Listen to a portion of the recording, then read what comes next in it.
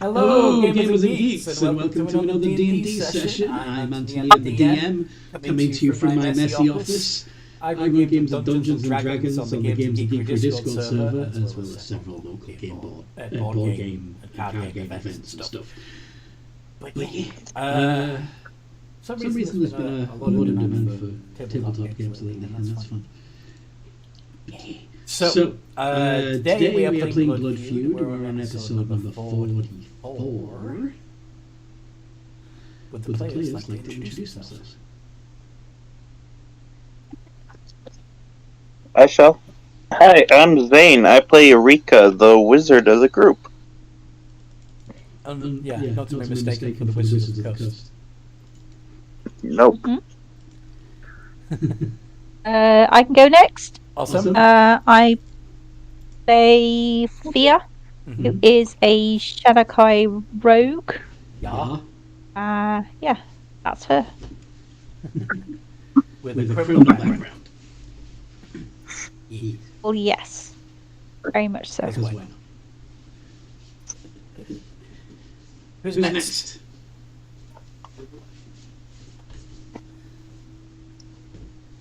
Hi, my name is NightWatch. I am a Twilight Warforged cleric of Praise the Moon, and I have my daughter Marceline as a sidekick, and she is a druid.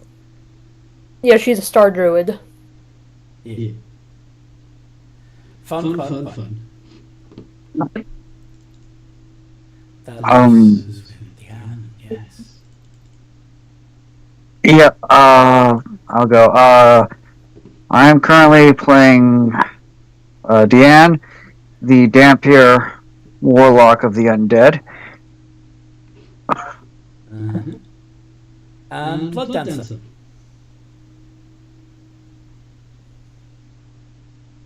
Hello, I play Blood Dancer, the Blades Bard, Pact of the Blade Warlock. Orcish half-elf. Yeah, Orcish half-elf. Pleased to meet you. I wonder what backsassing he will be doing today. Pleased to meet you. Okay. Yeah. Rob and Amanda, who play Malrock and Scarlet, will be joining us shortly. What happened last time we played?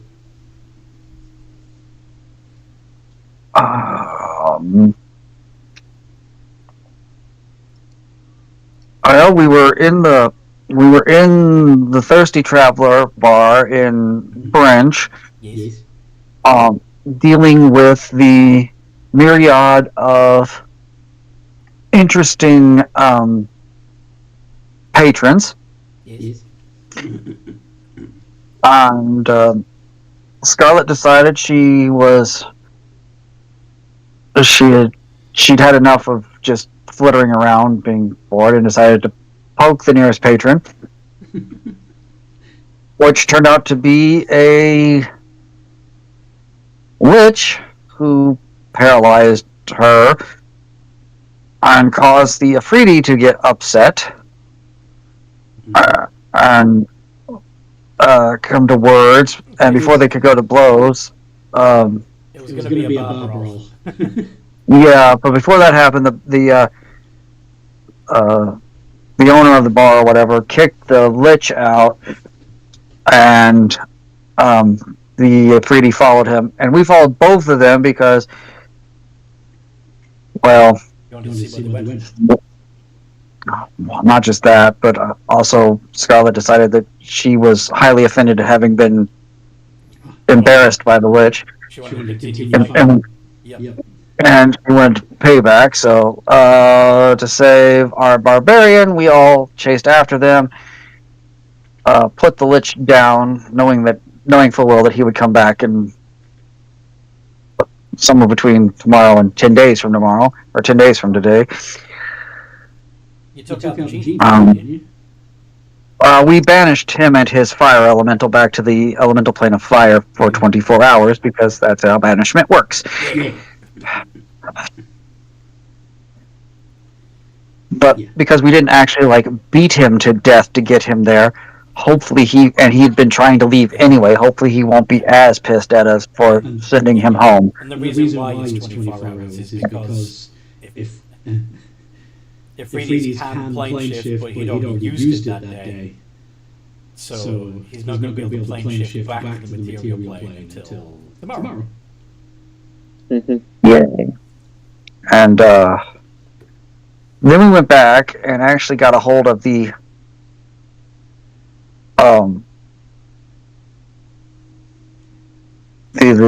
ooze monster that we were trying to question. And the Oobleck, and we let it out of town, convincing the guard and the townspeople that it was all okay. It was the magic user's familiar. Yeah, because it was at that point just a big red blob of barely humanoid screaming faces. Yes. Yeah. It's like it's all good. It's my familiar. I've got it. It's gonna be fine. I'm gonna take it out of town. And why is your familiar a giant jelly nightmare? Magical mishaps. It was supposed to be an owl.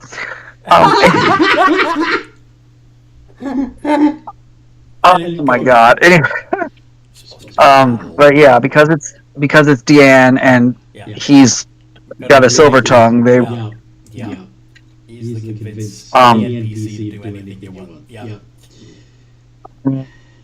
We're able to get it out, and like it ate.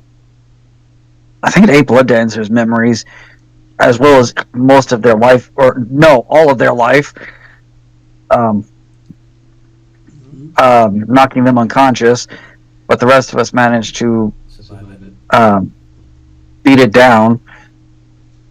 Something about it not particularly liking Paladin going Smitey Smite and the Warlock going Finger of Death.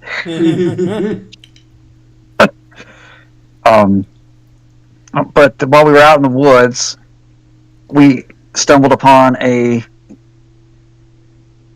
mostly hidden, very overgrown and run-down temple that, upon slight inspection, revealed a very old style of a symbol for Palor, the sun god. And everybody decided, well, let's go investigate. Yeah, Palor's been out of fashion ever since the three took power, basically. So, yeah. Everybody was like, well, let's go inside and see what's happening. And we did, and then some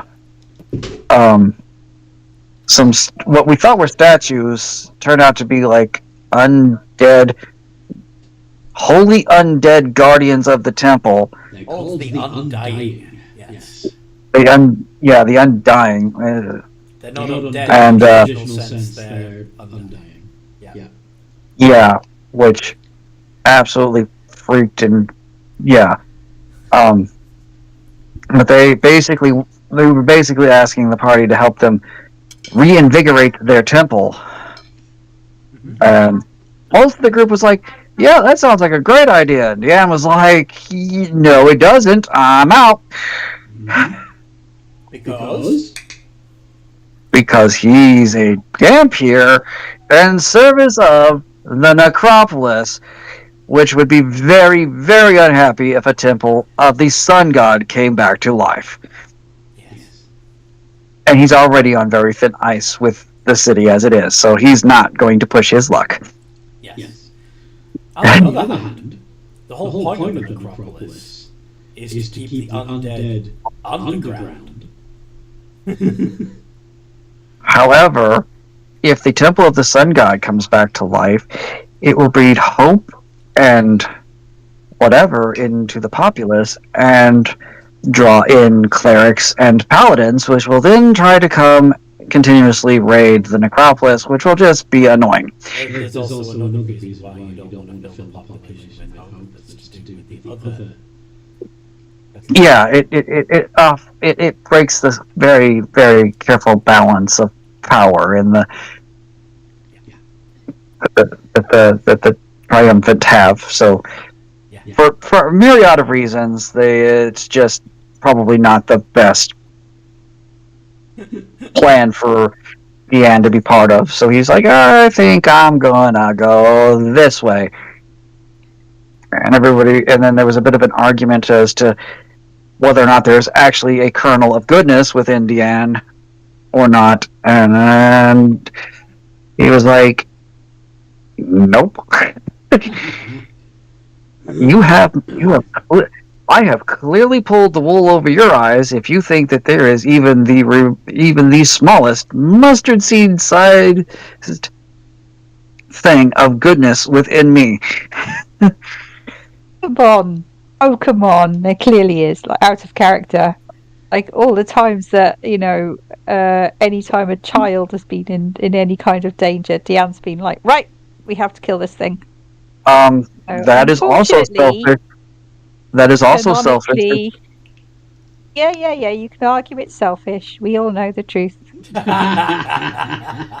Yeah, to quote Greed from Full Metal Alchemist, everyone is greedy about something.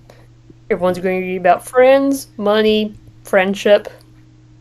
The reason I say it's selfish is clearly because if you kill the next generation, you kill your own food supply. Mm-hmm. Yeah, that's basically his excuse for not killing children. Yeah, we've heard it.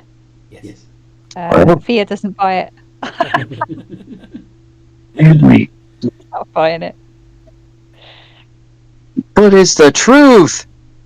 Yeah, we quotation marks around that truth. Yeah. Yeah. We all know Deann is just... It actually is mostly the in-character truth for Deann. The out-of-character is the fact that as a parent, I just can't do the harming of children. Even fictional children. Yeah, it doesn't sit well with me. Yeah, I know. So it's the easiest way for me to pull Deann into a fight that he doesn't care about. Just endanger a child. To be fair, though, that's every single one of my characters. Like, not just Deann. Like, that's the near god level character. All of the, whether they be my good or my evil characters, they all are like, you don't hurt a child. That's not cool. That's the one line none of my characters will ever cross. But anyway. But yeah, that's where we're at. We were standing around with Deann, like a little ways away from the rest of the group, Debating. Getting ready to find the nearest bolt hole to the underground. Yeah. So you're still near the temple. Some of you want to do what the Undying asked you to do, which is restore the light of Palor at the top of the ziggurat. They didn't really explain how. Yeah. We should definitely do that. Sounds fun. We have to find an artifact that used to be there, but they didn't. But no one knows where it's at. Mm-hmm. Or what it is, or yeah. If it still exists. How would we even recognise it? It's well, we do know it's glowing with sunlight. It's a big old and we do, and we do know a religious group took it. We can probably assume what religious group took it, but what do you assume? The other sun god, Which was the one that's taken over this one's domain. Are you talking the about Havana? Yeah, Havana. Like, her worshippers probably took. Him. Yeah. His worshippers. Yes. I think we also talked about like maybe trying to recreate said object. Yeah. That might be a But possibility. Just make it the same way that the original priests made it. The problem is the way it was made was during the sun god's prime, and we don't have that power. True. Was it maybe a little bit divine intervention? Who did we lose? Zane. Yeah, Zane. I was gonna say that maybe Selena would be willing to help. Since they're The moon goddess, yeah, maybe.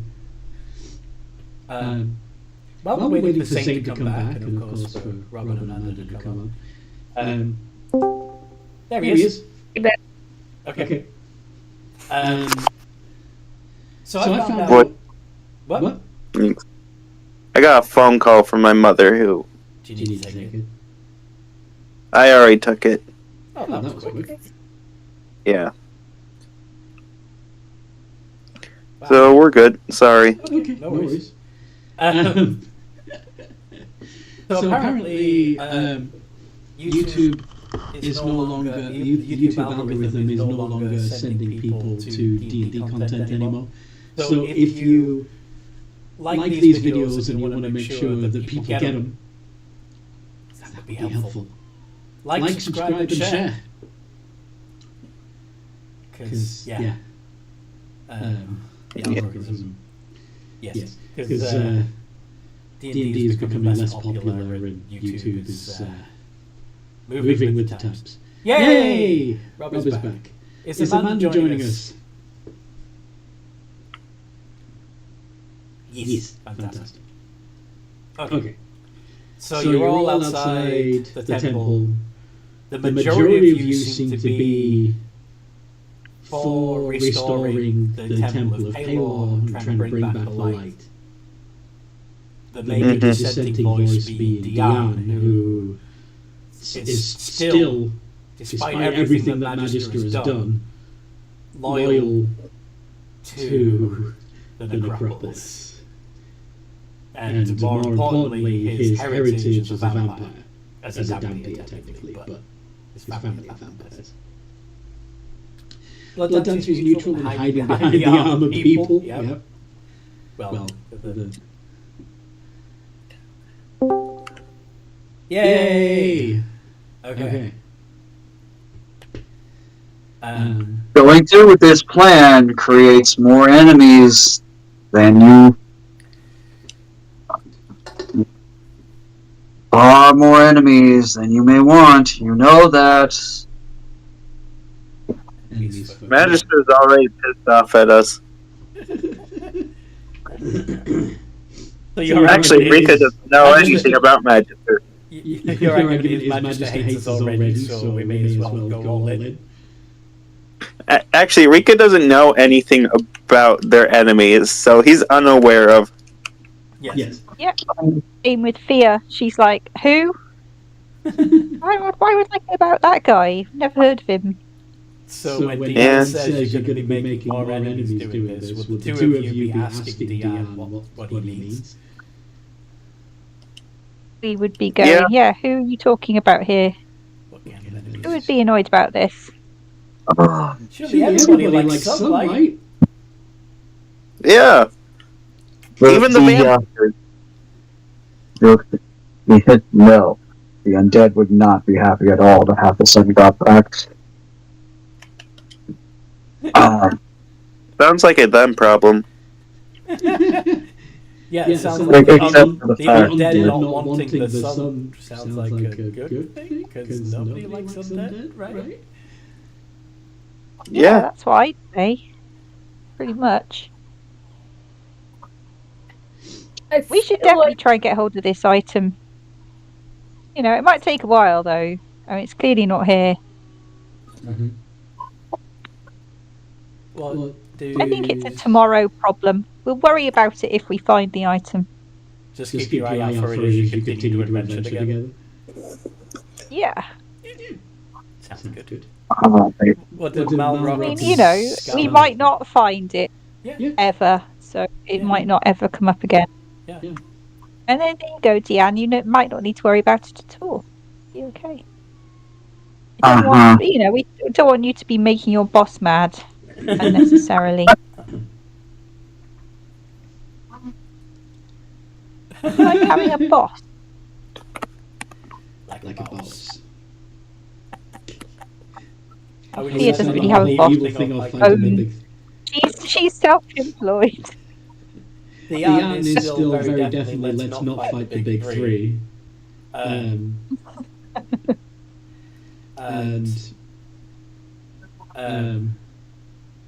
Thea is basically saying it may not even be an issue because we probably won't ever find this thing. Why worry, you know? Because worrying keeps one alive. Not sure I'm alive, and I don't worry one bit. There's always exceptions for sheer dumb luck. Too stupid to die.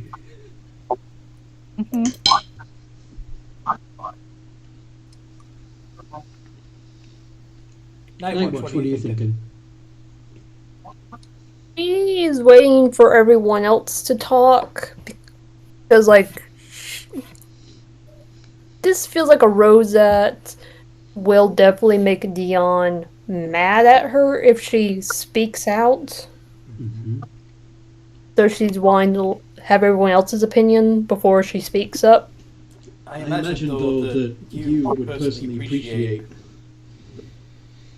having undead, having a certain undead hitchhiker banished from your heartstone. Yeah, she's also probably like trying not. Yeah, she's definitely planning on like getting like Magister Junior out of her, but she's currently trying to play music in her head to dampen him reading her thoughts. Look, the choice is obviously yours. Each and every one of you can choose which way to go. But I cannot be part of this at all. I want nothing to do with becoming, especially if you succeed, of becoming Blood Feud that you will start. He said the name. The name. Roll credits.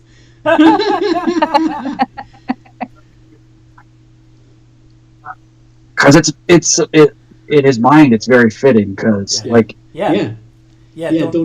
was perfect. You don't need to explain your thinking. Anyway, sorry. So Deann is going to, unless anybody's like chasing him, he's just going to wander off. Is anybody going to say, hey, you don't have to leave us, we're still gonna... We can still adventure together. We can still be friends. Blood Dancer. Yeah, I mean... and mentioned something. Go on. Okay, go on then, Blood Dancer. Hey, Deann, you know you're free now. You don't have to show loyalty to the people who were particularly nasty and evil to you. Coming from someone who knows how it feels, you don't have to work for the Necropolis anymore. Malrock. Malrock's ghost. That's following around, whispering into his ear, saying, "Give me my body back, bitch." Is going to be telling Malrock that this cannot be allowed to happen.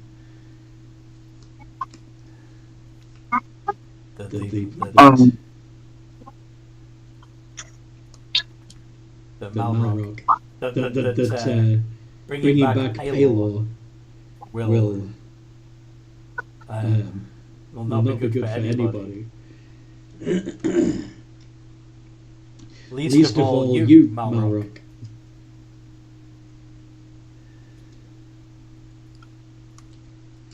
Because all that power you had as a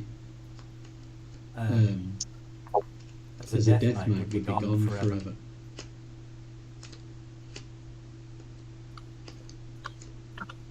Mr. Deann, are you leaving?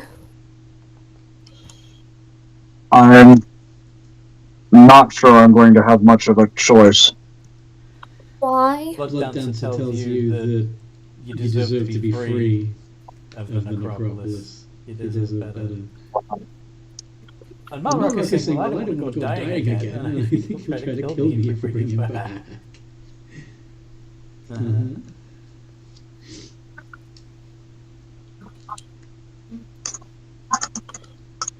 Surely there's like room for more than one kind of person in the world or one kind of god. Didn't there used to be loads and loads of gods? Loads and loads of, like, you know, powerful people. They just, you know, they just need to learn how to share a bit better. The answer says my loyalty is to one person at this point. I'm guessing your sugar daddy? Yes, his patron and his grandfather, but I love how you put it that way. I feel like NightWatch is just getting madder and madder. Granddaddy Dhampir. Well, hey, No. we don't need to list. We don't need to talk about this now. Anyway, we have no even idea where this thing might be. We may never even find it. So I think we probably, Deann, you can stay with us. You know, the chances of us actually finding this thing are If Deann stays with very the party, slim. he has a chance of sabotaging their efforts to restore Palor. Exactly. Out of character. Yeah, his best way to do that is the way I don't want to do it at all. Because it's like, I feel like his anger and resentment would force him to do really bad things, which I do not, as a player, want to do.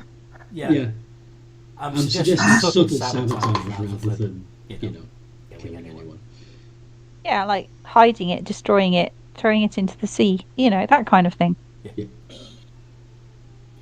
You up for that?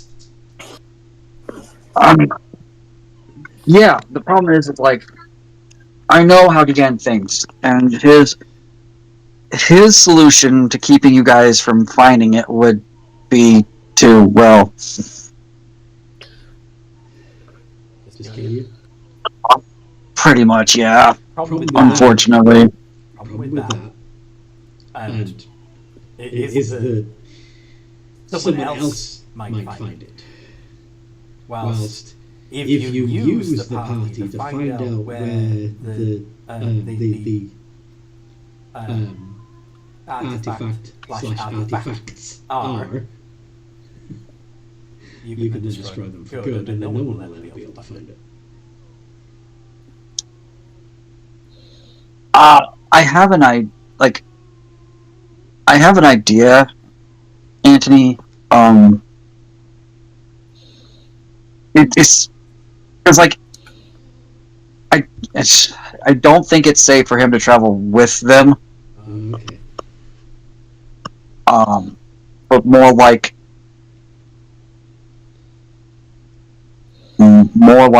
follow them. Okay. So You get what I'm saying? yes. Like he goes back and he gets his marching orders to like It's going to be follow them, and antagonistic NPC rather than a member of the party. yeah, at least for the moment. Okay. And that may change when and if they find the things, but like so that he doesn't feel compelled to do Worse things. crazy things. Let's just let him wander off for the moment. Alright, but if the party actually in-game gonna let him wander off.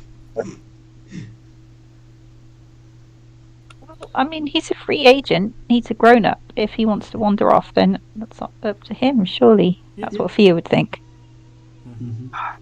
Blood Dancer's upset. Blood Dancer. To be fair, Fia hasn't known the people long enough. You know, she doesn't know anyone that well. So, Well, Blood Dancer kind of Fair. understands where Deann's coming from here. He completely understands his decision. And the way he sees it, he can still stay in contact with him. Because he's got sending. True. About 60 feet off, Anthony, in the trees. As Deann is leaving,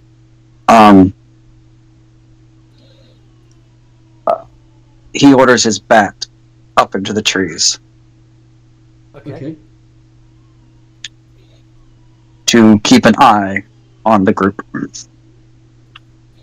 Very well.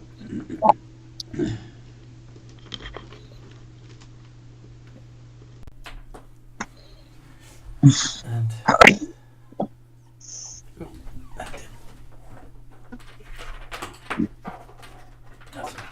Now, when the next thing, the next thing happens. sorry. So we're now to figure out when the next thing happens. Yeah.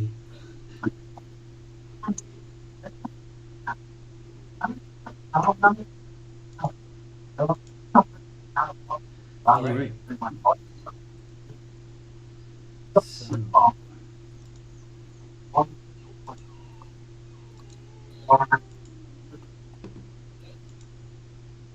what's next? And I think my web just stopped working. Oh, quick question. Yes. Blood Dancer does kind of want to give Deann a little something, a goodbye gift. Okay. Could Blood Dancer give Deann his dagger? It's like a normal dagger, but I imagine it being Blood Dancer, it has like some sort of Chaipan symbolism or something. Okay.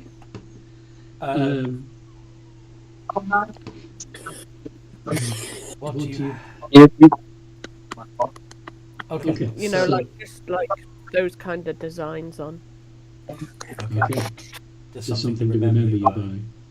Yeah. Deann, before you go, take this. It's just a dagger, but I feel wrong parting without giving you something to say goodbye.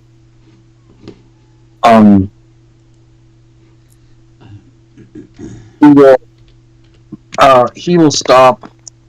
What is the range on that? I think it's 30 feet away. Yeah, and he will take it in his mage hand. It's Oh. basically a massive waves goodbye with a sad look. That sort of thing? Yeah, probably something like that. Probably different to the daggers they've got over here. Yeah.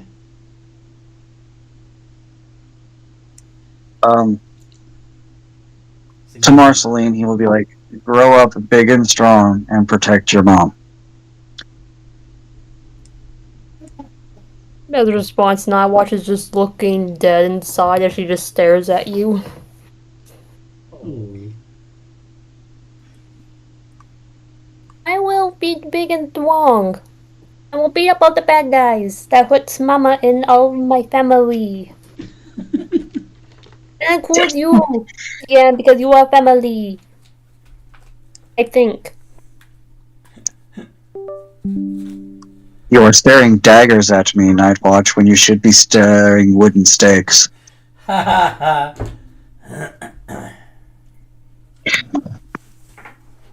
then he's going to do one of his most courtly of bows, turn, and finally actually walk away.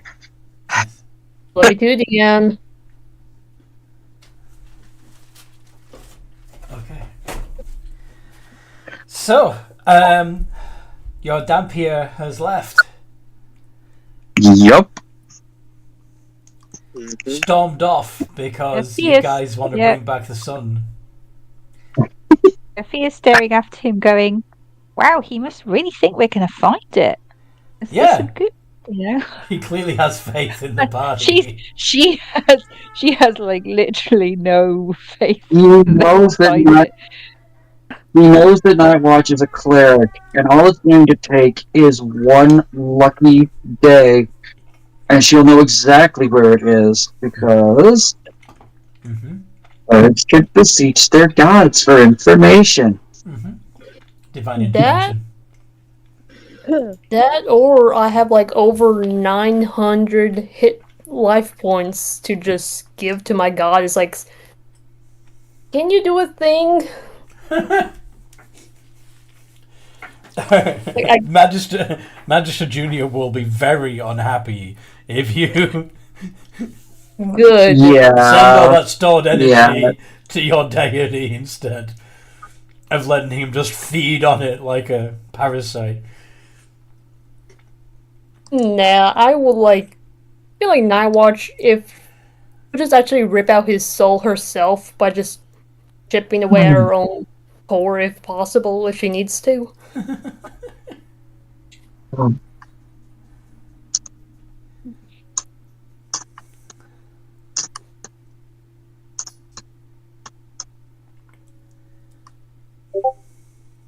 Fair. It's not our Fair fault amount Deann rock. left. We haven't brought back anybody.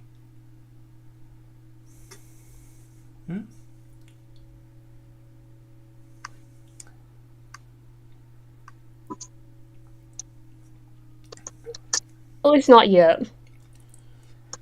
Besides, I didn't think Grandma would care about bringing back a sun god.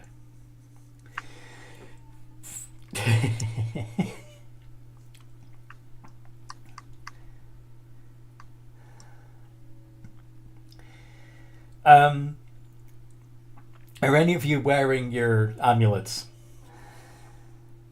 Yeah, Blood Dancer might be secretly inquiring with Grandma. Just kind of going, are you watching this, Grandma?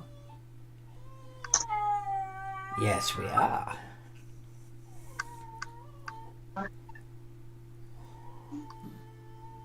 What are your thoughts? This cannot be allowed. I can't tell him what to do. It's fine. As long as you keep the amulet on, the Academy will know what progress you're making, and will simply find and confiscate anything that you find, and anything that you discover before you get to it. Nothing to worry about. And what if we take those necklaces off? Then we will know that you have chosen to work against us, won't we, dear? Sure, but it's looking like things might go that way, but honestly not sure. I'm not really a big fan of gods. Me neither, dear. Surely it's better to have a well-informed mortal decide what happens. You're leaving to us. that kind of decision up to someone like me. No, dear. I'm not leaving it up to you. You go about doing things your normal way, and as long as you're wearing your amulet, we will take care of it. Just be you. Your charming and curious self. You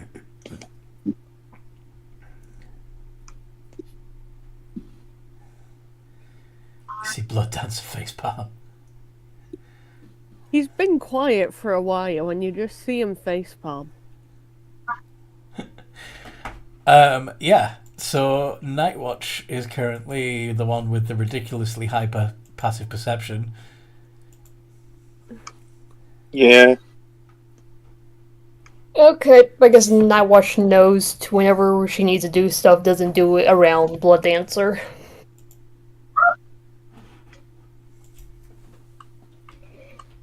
I don't even know who he was talking. Well, actually, you've got crazy insight. You might be able to figure out he was talking to Grandma. NightWatch has the observant feat, so she could probably tell what's going on through your face expressions alone, maybe. Yeah, if your lips are moving while you're thinking.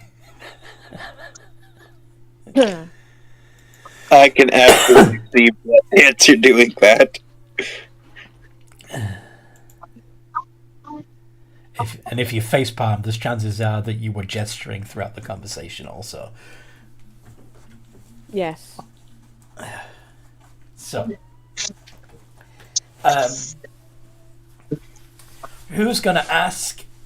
Who's gonna talk to Blood Dancer about what just happened, if any? Well, I'm not sure if Fia would have noticed. Probably.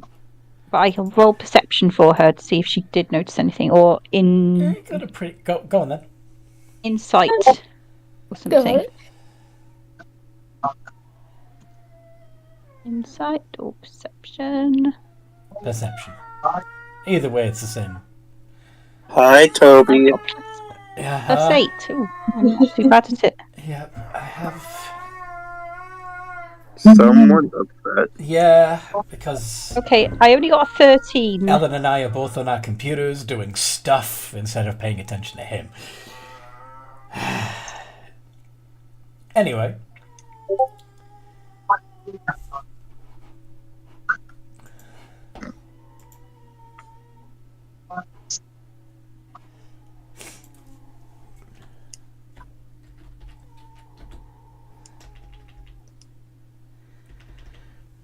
So, where you guys heading now that dogs are just big children? Yes, dogs are just big children. Think you guys know, so you're gonna keep them or get rid of them? What? He's referencing the necklaces. Okay. Do you pull your necklace out to show them what you're talking about? He's going to see if they actually know what he's talking about when he says that. Alright, insight checks, please, people. I don't think I can make the check because I don't have one. Yeah. So.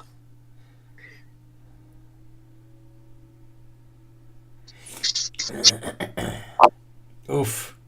Not 1, it was supposed to be a 10, so 15. Oh, okay. Okay. That's 15 would be, yeah, you'd know what's going down.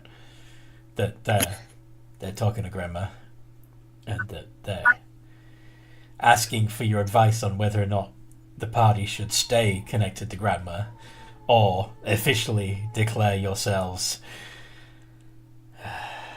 rebels, I guess. Scarlett's keeping hers. So either way, if any of you keep them, then Grandma still has a spy in the party.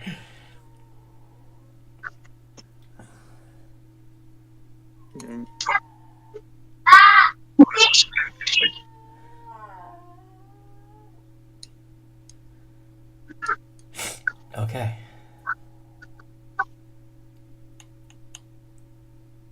Rock 23. Well, what if I hang it on something and not wear it?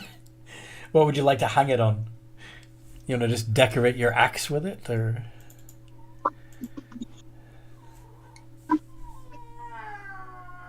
Hell yeah. Okay. Interesting.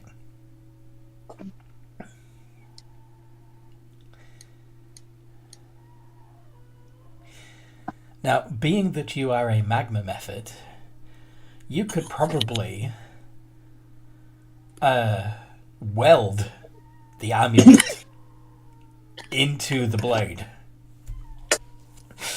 I'd like to do that. Ooh, good point. Yes. Fun. I like this. Oh no. Oh no? When you say I like this, that scares me. What possibly could be the problem of welding an amulet that's connected to an entire academy of magic to a great axe? Oh, it's not the fact that it's not the fact that it's an amulet from the academy of magic. It's the fact that the stone that powers the amulet is life glass, and if you break the protective seals when welding it, you're gonna have a life-stealing axe, possibly. Yeah, that's possible. But- So, should we have Scarlet do a roll to see how effective her how good she is at attaching one to the other? It's just going to be quite good at it, wouldn't she? Sorry? No, she'd probably be pretty good at it. Well, she's not been very crafty so far, so it's going to be a straight D20. Did any of us give her the help action? Oh, Like encouragement and stuff. I'm sorry, what? I'm a bard, I can inspire. This is true. D8. Would you like to add a D8 roll, Scarlet? See if you can do it even better than the 13 you rolled. Go for it. Add a D8. Would you like some guidance as well? You really, really don't want this to go wrong. 7. So that's going to be a dirty 20 altogether. The gemstone is embedded firmly in the blade of the axe. Nothing exploded. You're fine.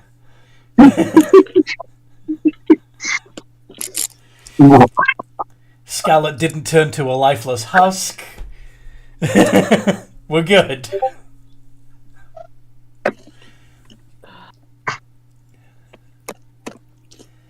Yeah, now what happens when she hits somebody with it? Yeah. Who knows? Anyway.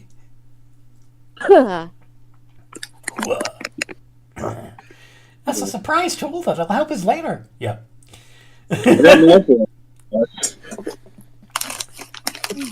Watch, Amanda's going to roll a nat 1 first time.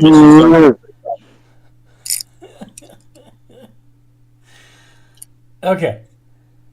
So the moment you're just in the woods next to a ruin, what you gonna do? Where are we going? What's happening? Well, if we want to find the artifact, The light of Palor. we should. The best way to look around would be ask, "Hey, are any of the churches of the sun god glowing unnaturally?" Maybe the temple has some documentation? We do know already that was stolen by a religious group after the fall of the god. But which one? That we don't know, but the most probable chance would be another sun god worshipper. It's a good working theory. A history, or would that be religion on what holy group would? Or do you want to do a history check or a religion check regarding other sun deities? See if you know of any. Sure. Alright, so the long sheet. I should close that one now. Damn it, Rika! Rika got a 12. But it's not the gods that took it. It's the worshippers, we know. Right, but it's the cult of whatever god, right? No, I'm talking to Rob. He said, or the opposite of the sun god. Right. And if the god of the worshippers, the god of night or whatever, why would they want an eternal sun? Just so no one else can get it, maybe? What the heck, Marceline? How? Marceline knows all. Marceline got a 17. Yeah, Nice. with a -2 on history. This child is so special. She's also... Yeah, maybe been telling her bedtime stories of stuff. I've She been remembered telling her it. like a lot of like musicals and stuff. No, what happened is she managed to keep a little bit of knowledge from the Golden Light. She's a plant person. Of course she's gonna be, True.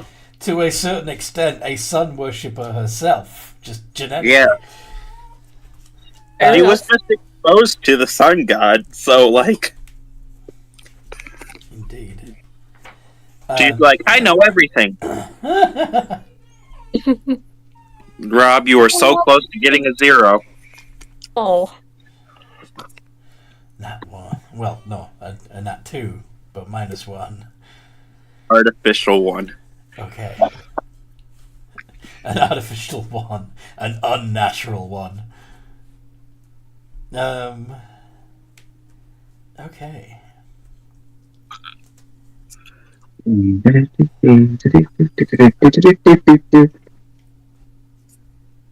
What?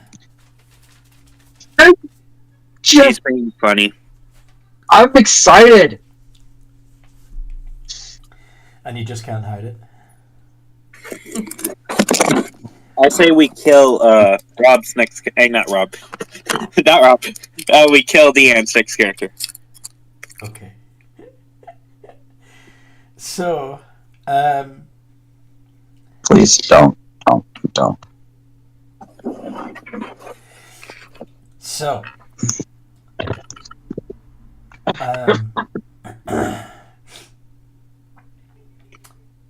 it turns out, according to the little bean baby, Marceline,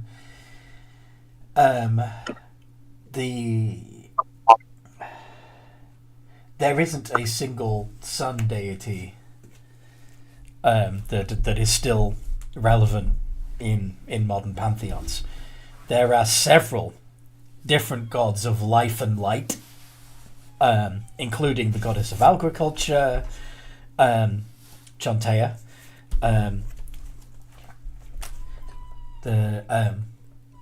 Kim claims some responsibility. Lathander, the god of birth and renewal, whose symbol is a road travelling into a sunrise. The sun is associated partly with them also. Helm, the god of protection, is also associated with light and the sun. Sun, goddess of love and beauty. Yeah, there isn't just one sun god these days. There's several gods dedicated to life and light for whom the sun is associated. But we do know there's one that's taken over this god's domain. This is Fall. in theory. Would I be able to use my passive insight to figure out which would be the most likely to try and take this artifact of light? Well, this is...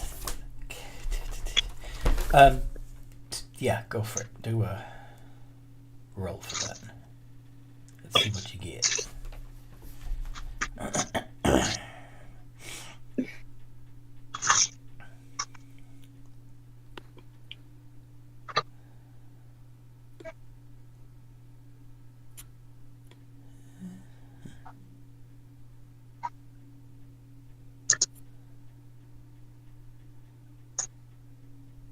AFK.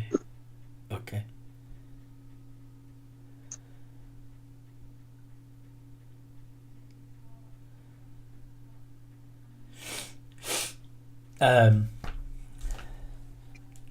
Okay, with an 11, as you're trying to think of who would be most likely to try and capture a tiny sun and keep it for their own treasured collection of stuff,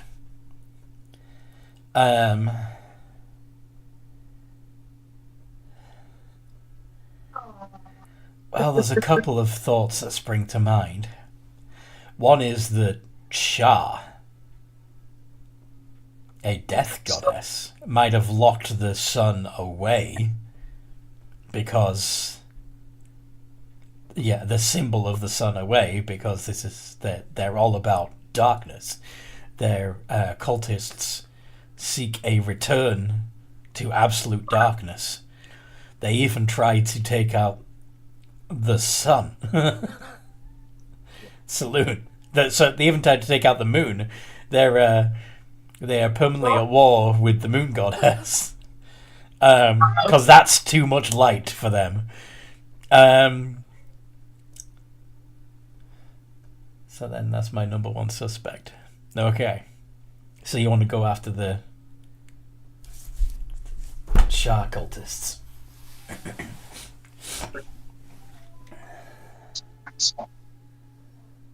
If everyone agrees. Yep.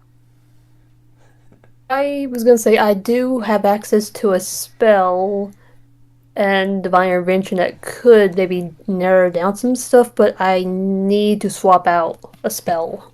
That would take a long rest, correct, Anthony? Clerics can...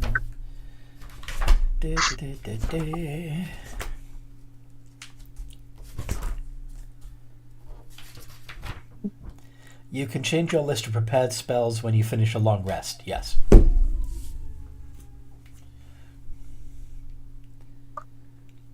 In older versions of D&D, you had to spend an hour praying to get any spells at all at the end of a long rest. And if you forgot to pray when you woke up, no spells. Would you guys Tough be playing a cleric back then. Yeah. I played back then. I thought I had commune with nature, but it's speak with animals. I'm gonna have to take care of this. Excuse me, guys. Okay. I'll be back soon. Okay. Allison, are you talking about legend lore? What you doing, bud? What was that? Are you talking about legend lore? No. Communion. Oh. It's a spell that allows me to talk to my deity and get 3 questions. It has to be a yes or no question, and also divine intervention. I could maybe ask my deity if she could maybe give us a replica or at least a moon version of this relic. I haven't. Yeah. Maybe ask her if she could probably help out this sun god to recreate one, since imagine her in probably the other pantheons are kind of worried. Yeah, but this sun god has been not dead, but dormant for so long. Yeah, I think it's more or less. It's would she even want to? I think it's more he's still being worshipped, but his message is being distorted by the racism evolving around the Order of Wormsbane. I don't think even worships, because when it was described, it's a temple that's been abandoned and the worshippers have moved on to other religions. He has no... They're worshipping Lathander now, or somebody. Something like that. Somebody else, at least. Yeah. I'm going to suggest the legend lore spell, because that will actually give us information on the item. We would need to touch the item. Nope, you don't need to touch the item. Okay. Name or describe a person, place, or object.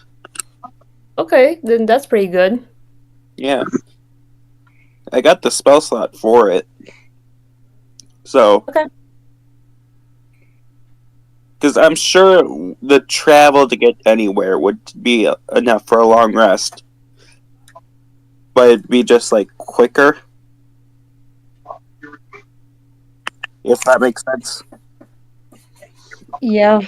And I was gonna ask, like, before I guess we leave this temple, I was gonna have my character, I guess, try to get the little magister out of her. Unless pray away the magister. Yeah, and also like have Marceline try to do a protection against good and evil and see if that works. Because technically, it is a undead possession that's happening. Mm-hmm. Good working. Probably quite important that. Yeah, definitely. And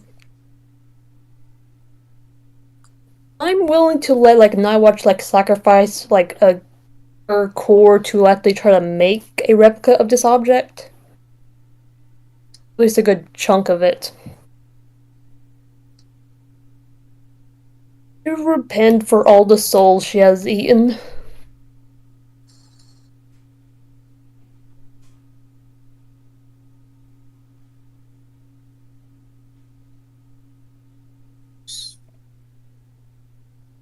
So do you guys want to go, I guess, have a long rest here, or do it later? I think later would be more. Okay.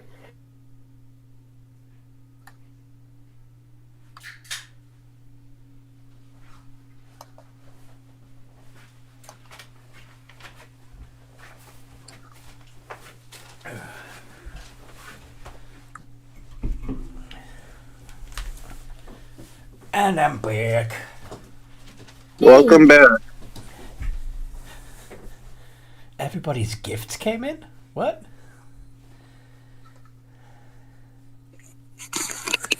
It is Valentine's Day. Oh, okay.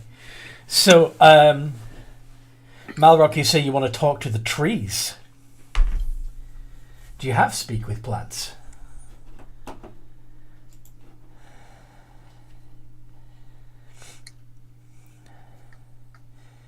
That was my idea, but I don't.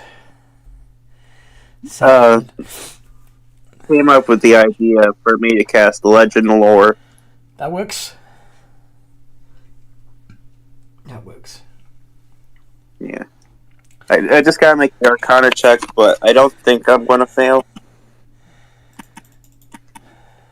Would you like guidance?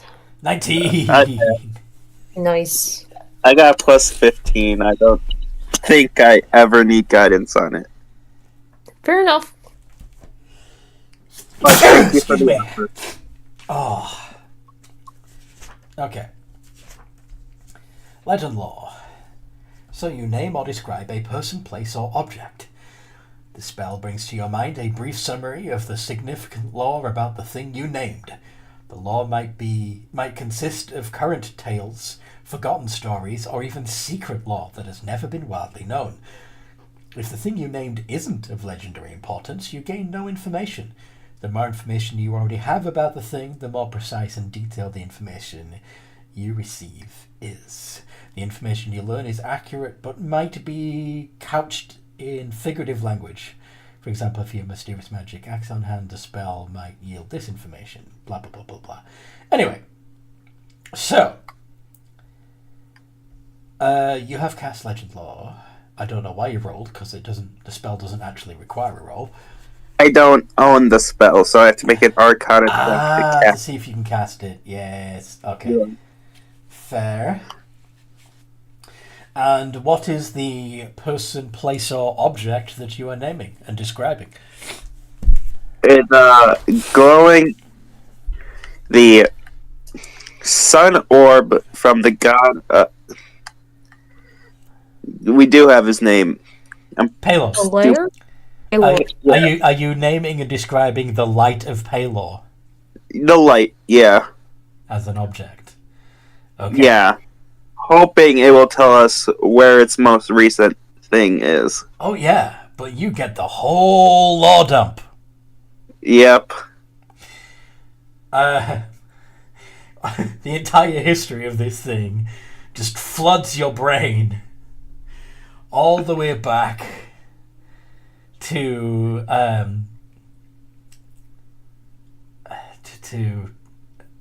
the origins of civilization, you find out about a group of people who had chosen to explore beyond the first stage of civilization and built satellite settlements all across the continent that is now known as Skelbany. And suddenly there was a great calamity which caused Misra, the Misran civilization, to basically destroy itself, the source of their power to be snuffed out, and a few days later, after people were still recovering from the initial cataclysm, a plague of undead began marching across the land, which very quickly started people believing in a deity, a divine being that they could turn to for help, because which they hadn't needed to before, and they drew what powers they could together, and basically performed a ritual that consumed their own souls to empower the deity and create this radiant orb which kept the undead at bay. And it was there for many centuries, occasionally being protected by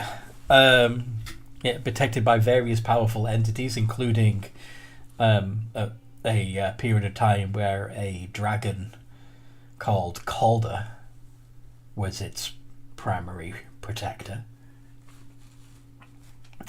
And but after the fall of the dragons, the newly empowered Trinity moved the light of Palor, leaving the temple to crumble. And now it shines over the lands of Havana as a perpetual sun. It's Havana is using it to make the every day in Havana perfect, regardless of the weather outside of Havana.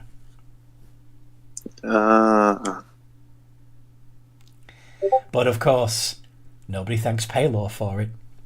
All the citizens of Havana praise Havana for the life that they have. It is... yeah. Well, that's stupid. Guys, we're going to Havana. That's stupid.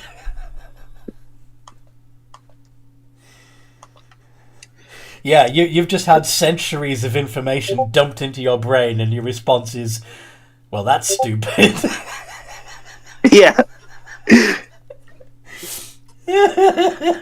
Vega, you okay? I think you might be having nosebleed and stuff. Are you crazy? Says Blood Dancer.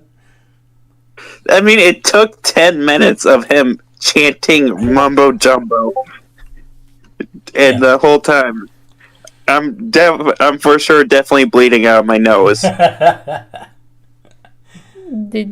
there anything else you learned about? Like, how it was made, or, like, what happened to it? It's made out of a bunch of souls to ward off undead. How many? Hundreds? Thousands? I don't got an exact number. that was towards the beginning of it, and I kind of forgot. Fair. But the people who made it were willing. Yeah. So it's not evil. Mm-hmm. So you want to go to a city named after one of the big three and steal back Palor's sun artifact. NightWatch is looking at her chest. Interesting. And Malrock is pointing out that, yes, marching into Havana and trying to steal their sun would indeed be a problem. Nah. Core has souls inside it, yes.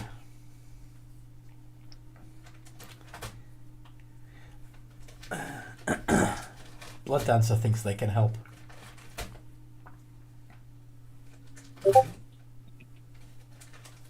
Out of character, I have an idea. Oh, yeah? You're not going to be able to take on someone like Havana without a lot of backup. Okay. Blood Dancer is thinking of maybe asking Chai Pan for help because, well, I'm guessing that Chai Pan is not very happy with the big three right now either. They're only just learning they even exist. And even then, most of the population would be deliberately kept in the dark about it. Yeah, but I don't think we're going to be able to get that light ball without that kind of help unless we figure out how to make our own. Uh-huh. We'd have to kill hundreds and thousands. Make a history check to see if you can remember what the actual number was.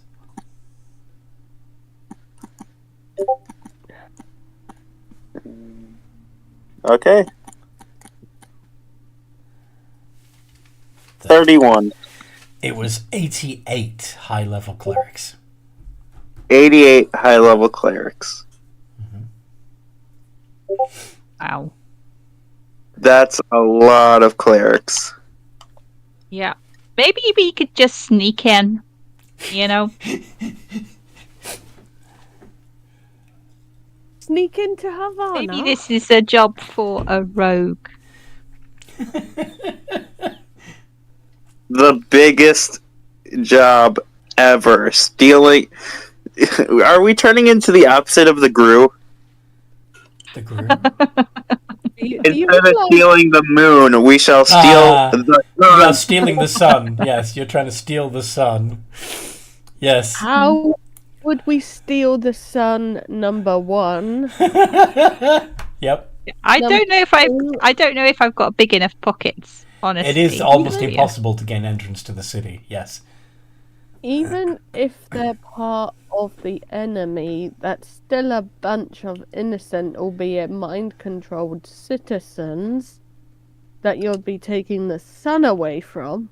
They have a normal sun. They just want a permanent sun, even if it's supposed to be raining. Wait, brainwash? They're not brainwashed. Yeah, Havana citizens. They kind of are. Come on. There's a difference between brainwashed and unaware there's a fake sun. I mean, this is out of character, right? I mean, our characters wouldn't know. I mean, Fia certainly wouldn't The people know. of Skelbany Who would know? have no idea what's really going on inside Havana. That's the whole point. People believe that it's a paradise where everyone is content and happy. And that's the place you want to be if your life sucks.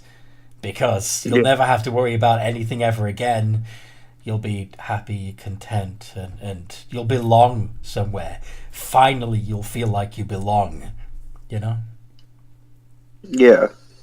Mm-hmm. But I think Blood Dancer knows it's the opposite because of that discussion he had with Grandma and how his girlfriend is literally trapped there. Yeah, and she tried, even though she tried to convince you that that's not the case, that she chose it willingly. Blood Dancer doesn't think she chose it willingly. Why would a dragon choose something like that? Why wouldn't a dragon choose something like that? Because dragons are egotistical a-holes. Yeah, Not all of them.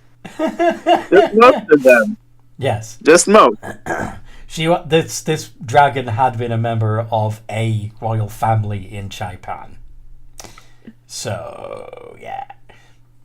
Giving up everything that they've been handed. Well, I suppose, yeah, getting all that wealth and power might not be the most interesting life. Never have any challenges in life, so maybe they would have chosen to make it more interesting. He might want a simple life, but I doubt she'd want to get rid of their egos, because dragons naturally have those. Well, So that's your character's perspective, is that there's no way that she would do that. That she would give up all that influence and power and sense of self in order to replace it with a sense of community. Okay. So, you're still in the woods. Yeah. Very cool, we're still in that temple. No, you're outside the temple, I believe. Okay. Yeah, we're outside the temple. So, we need to find a way to get into Havana. Now, I could do another Legends lore, but I don't think I have the brain power at the moment to handle that. No, if I have that well prepared. I do not.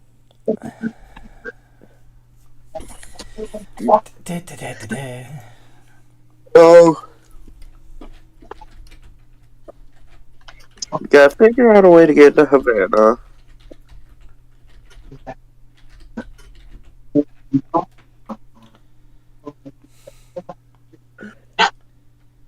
Yeah, because I'm pretty sure like it's a long line that actually is like the Sea of Gate is right in front of the gates. Yes. Right in front of Havana. Yes. Why would we need to go through a gate when we can climb a mountain? It's a very, very steep and treacherous mountain. All the more reason to Never go mind. up there. Oh, wait, it's a mountain? Guys, are we okay with stealing? That depends. We just need a ship. Ships can't fly. That's where you're wrong. Elaborate. Ships can definitely fly. You just need the right ship. And I can make it, but I don't have a ship. Right. And when we have this invisible ship, how the fluff are we meant to use it to steal a literal sun without being burned to little pieces? Or absorbed? The first job is getting into the city. And if we fly above the city, we don't have to handle the issue of the gate. So you want to kamikaze into the city?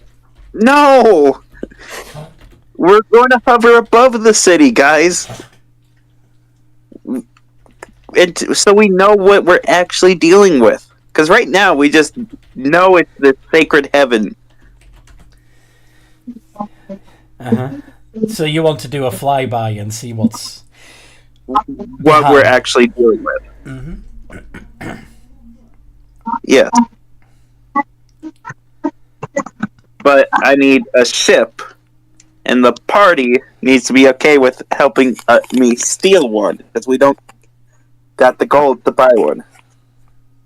Ships cost.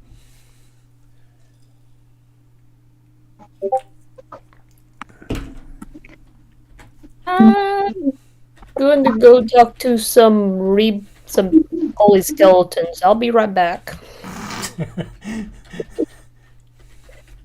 Come on, Marceline. Okay. Holding Marceline. No, I'm holding Marceline. Okay. I'm gonna duck into that temple with you. Okay. Wait, no. Dang it. What? She's got the necklace.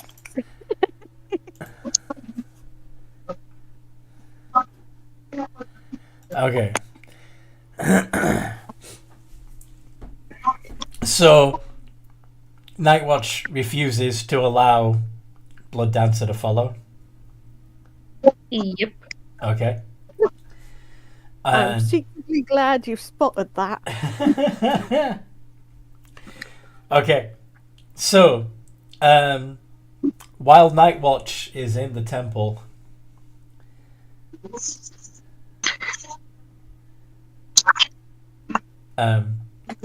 Malrock says, I'm going to point out I'm still against stealing this thing.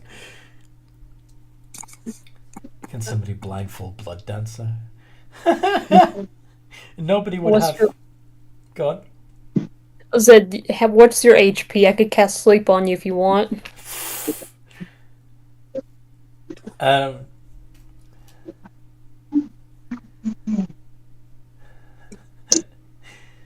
So anyway, yeah, you're in the temple. So, yeah. So Rika, Scarlet,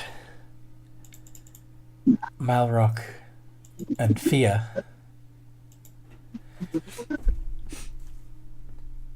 How would you acquire this ship without stealing it? Does it even have to be like a big ship? Could it just be like a rowboat or something? Or a... I mean, if you could just need a vehicle to turn into some sort of flying vehicle, could it be a car?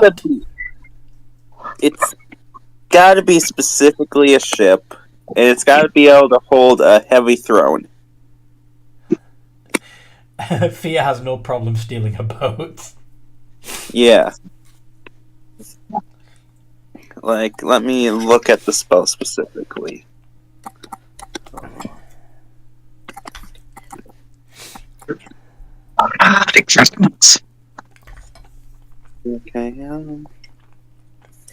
The boat isn't the issue if it's a good cause.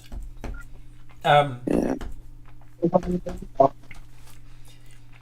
Have you guys come across a certain organization's airships yet? No, we haven't. Okay. Mind flayers? No. Nope. Are you talking about, Okay, so the exact ruling is... Sorry, go ahead. Websbane. Yeah, we haven't.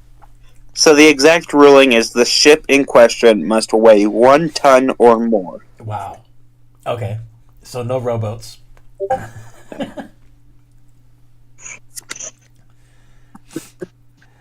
Let's look at the D&D boat's weights. Let's see. You're looking at like a yacht or a military vessel. Mm-hmm. Very least a galley. Yeah. Yeah. Okay. I thought a military galley then. Plenty of seating. I mean, cannons would be nice. Anyway.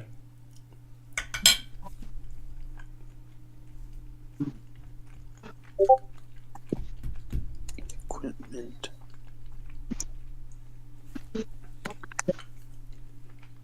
Scarlet is the igniter. Yes. She can be the powder monkey. Oh no! Jesus. You probably don't want a magma method hanging around barrels of gunpowder. I think he really needs somebody. They would use her to light the fuses on the cannon. Like, Yes. just touch. Yes, but there would be barrels of powder down there too. That's true. Okay, so we have 3 options. Okay. A galley, a longship, or a warship. Let's see what you can find. Yeah. And where would be the best bet to go find a ship? The ocean! Specifically, The port. Port Alwyn. Yeah. Which is west. Yeah. So when... That way for NightWatch. Yes. While NightWatch is in the temple, what you doing? You said you're going to talk to the Undying.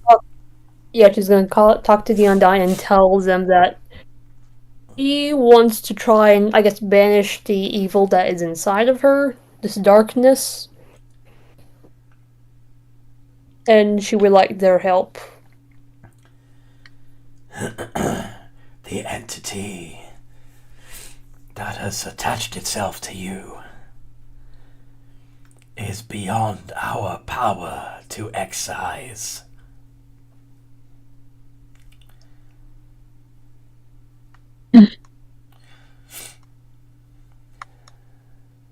Okay, if it's not in your power, then perhaps I could ask Saloon if she can help me. Perhaps once Palor has been restored.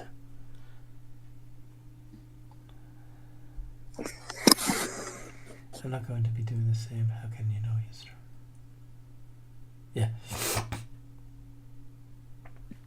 Yeah. And Marceline tried to do protection against good and evil on NightWatch to see if that works somehow. By the way, with no. Oh. By the way, with NightWatch's ridiculous passive perception of 30, you might notice that there are roughly 88 Undying Guardians. Maybe. Wait a minute. Are you guys the ones that made the artifact in the first place? We have been here since the beginning.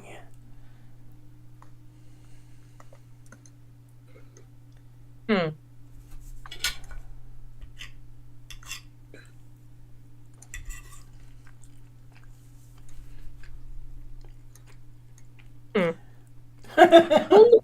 do do with this information? Sorry?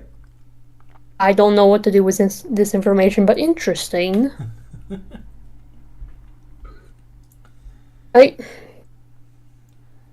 You said 88. Yeah. So all of them? Yeah. For the most part. Yeah. You guys don't happen to know where a flying ship is, do you? No. We have not seen a flying vessel since the days of Misra.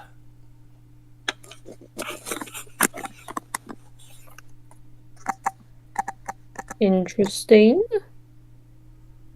Well, getting this lich out of me has not worked so far, but is there anything I could do for y'all before I leave?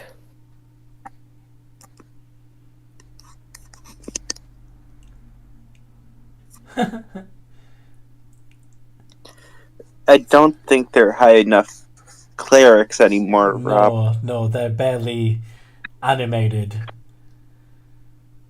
Particularly at this point. It would be a different story when, Palor was strong. But now, they're... And I give them energy.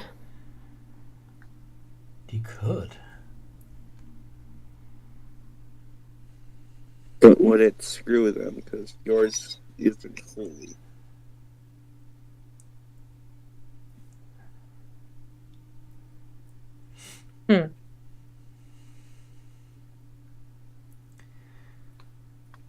How would you force all that energy out of your heartstone?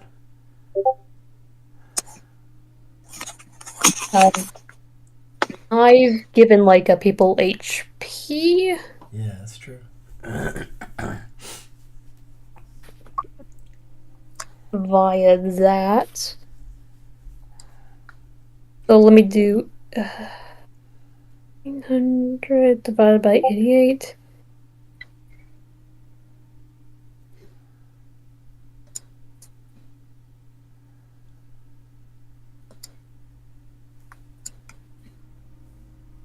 Would you say if I give you some of my energy, would you be able to become more stronger? You wish to sacrifice yourself. One paltry soul is not gonna do much. But yeah, I just thought it'd be a nice gesture since they don't know that you've got 900 souls stored inside you. Sir, I'm gonna have to be real with you. I have like 900 worth of HP inside of me. What does that mean? I might have ate some cultists. Cultists? And also a aspect of Bahamut. Were these good and willing souls? No. They were bad and evil. I got desperate when it came to my... Didn't want to see my party members die, and the Bahamut thing was just more or less I died. And then my chest got opened. So maybe it's not a good idea for me to give you energy. Never mind, I'm sorry. It would also only give them about 10 extra hit points each. Yeah, so... I'm sorry for bothering you guys. Just, if there's anything I could do for y'all, I'll be on my way, and hopefully we'll save your temple and restore Palor. Spread the word of Palor. Bring back people's faith in the light. Do you have a tome of Palor? They gesture to the shelves of mouldering scrolls. We have been protecting the book for centuries. That's not going to break apart when I touch it, will it? Yes. Every single scroll will just crumble on contact. You did see... mending works on fixing it, though. One page at a time. That's what I was going to say, yeah, if does anyone got mending? Yeah, it'd just be hilarious. I'll just do Divine Intervention and maybe just ask Seluna for the tomes to be restored.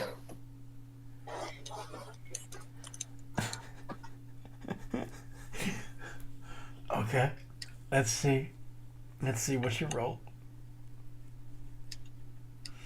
Actually, it would probably be better if I ask her if she gives me the artifact. You gotta roll high enough.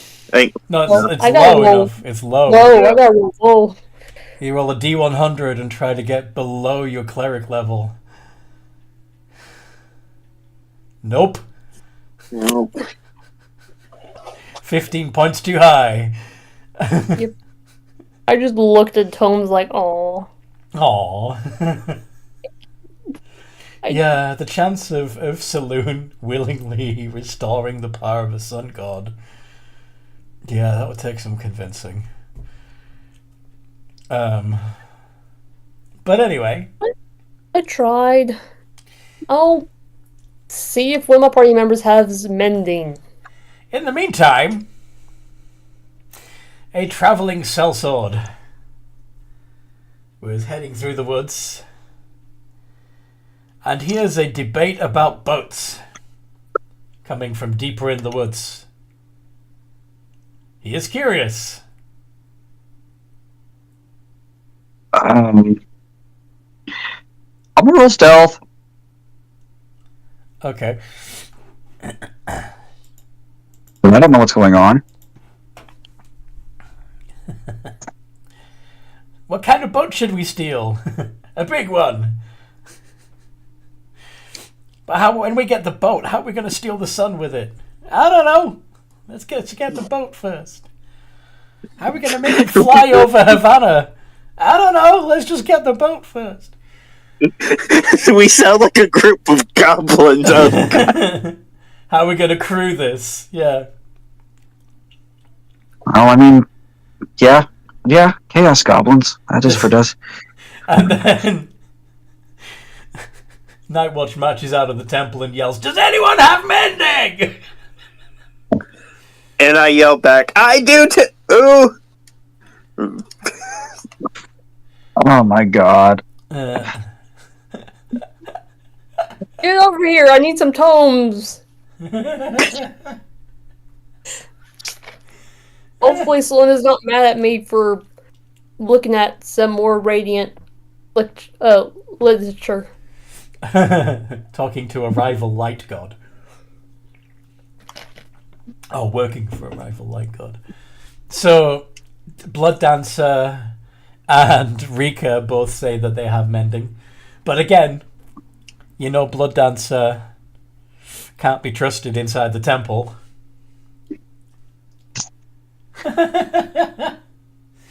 But he's very eager to help. Marceline just takes out her blanket and just put it on top of your head.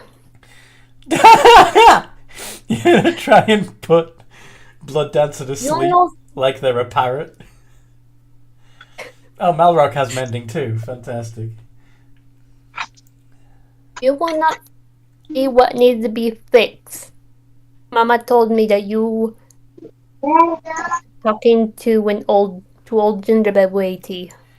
Old gingerbread lady. The cookies might be nice, but she smells.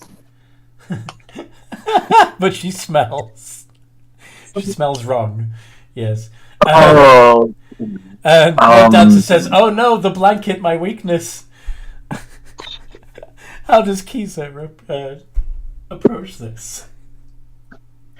So a 6.5 foot tall, heavily armored individual comes walking out of the forest and says in Sylvan, "What are the lot of you doing standing in front of a disgraced temple arguing about boats?" Hold on. Let's see. Who knows Sylvan? Possibly no one. Yeah. I believe Nobody. Actually, Marshall? Marceline does. None of you know Sylvan, so he just come out speaking in fairy gobbledygook that sounds like an archaic, ancient version of Elvish. But how Latin would sound to an English-speaking person, really. They Hang on sigh. a second. Go on. Hang on a minute. I'm just checking something. Your languages are Common, Elvish, and Thieves' Cant according to your character sheet. Yeah, no, I was just checking if I gave it to Deanna, but I didn't. Okay. I just had a sudden thought, what if I gave him Sylvan?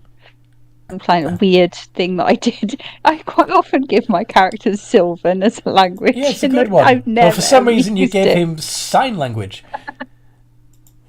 Yep. They sigh. Sign language. They sigh Ooh. and repeat the Mas- same thing. Hold on. Marceline knows Sylvan. So what does Marceline say in response to, what the heck are you doing discussing boats in front of a disgraced god's temple? We're gonna get a boat.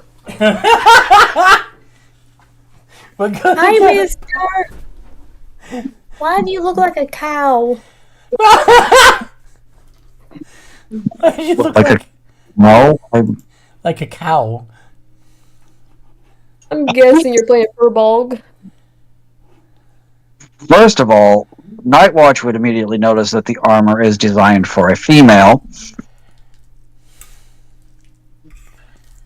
Okay. Because of ridiculously high perception. Yeah, but that's not NightWatch that's speaking, that's Marceline. I know. I'm just saying, like, NightWatch would notice that it's... I'm confused. How? What? I'm sorry, I was guessing your character was playing like a Furbolg. No. What do you look like? Well, currently I look like a freaking darkish gray-black, fully armored individual, because... Is your helmet on? Yep. Okay. So yeah, you just see a walking, talking suit of armor. But she will reach up, take her helmet off, hold it under her arm, and she looks like a half-orc. Huh. Another one. Another one what? This will be an orcish. I don't speak Orcish. You hear the one with the blanket on their head go, another what? Well, you'd hear them speaking in Orcish. Blood Dancer will reply in Orcish, another what? That's what I'm trying to figure out. What? You see a voice under a blanket. What? How do you speak Orcish? I have a blanket on my head. I cannot see a thing. I have orc blood. Oh, fellow half-orc. Take the fucking blanket off. Hi, I'm sorry for my daughter calling you a cow. She's still learning her stuff. Malrock, who can now understand you, says fairly tall for a half-orc. You've never met tall people on the tall end of humans and elves and orcs and whatnot before? Not to mention that, yeah, orcs can breed with quite a large variety of different humanoids, including Goliaths, and still produce a half-orc. Yeah, so maybe I'm a half orc, half Goliath. Yeah. But anyway, seeing as that most of the people cannot seem to understand either of their preferred languages, they will switch to common and go, the question still remains, what are the lot of you trying to accomplish? It sounds like you're doing a lot of talking around about boats and getting absolutely nowhere. It's a long story. Long stories are best told from the beginning. Well, when a mummy and daddy love each other very much. Marty, har.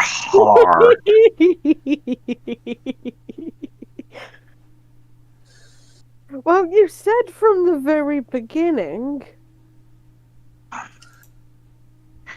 I don't need your entire life story, just the important bits about this. Please. But you said the whole story. And why didn't you do? You're a storyteller, aren't you? I'm a bard.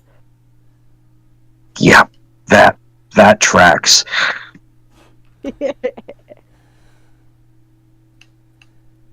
You go with... Oh, you went with champion. Interesting. That's a shame. Because there's a really... Why? Because this is a really awesome image of a half-orc knight, but technically they're a rune knight and not a champion. Yeah, I know, but I really wanted to do the most vanilla of character Fair. class. Fair. My daddy was on the large side, so that's why I'm taller. And old dead gods and their artifacts.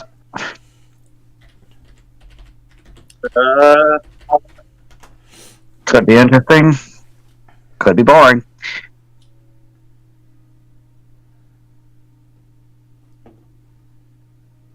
If you're interested in helping us out, then welcome aboard, I guess. I might hang around for a little while. The name's Quiza. Oh. I thought it was Kiza, because there's no you. I know, but that's just... Yeah, sorry. Either way, that's just how it came out. No worries. Well, my name's Rika. Nice to meet you. I'm the wizard of the group. Wizards. Bibbity boppity boopity boopity boop magic. Nah, I'm not that type of wizard. I don't sound stupid like that. We shall see.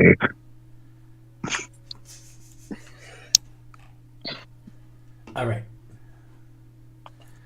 So... The name Blood Dancer. You'll find out why I'm called that eventually.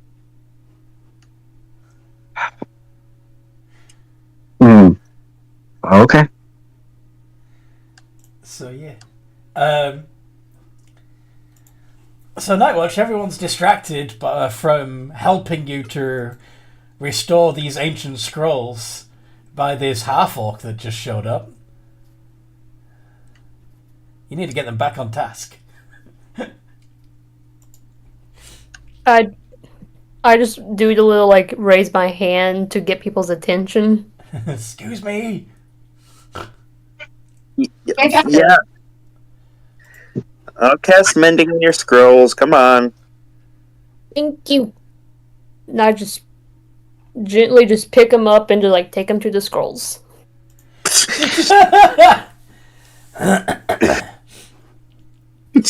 And Marcelin's just cheering her on, get smart, Mama, get smart.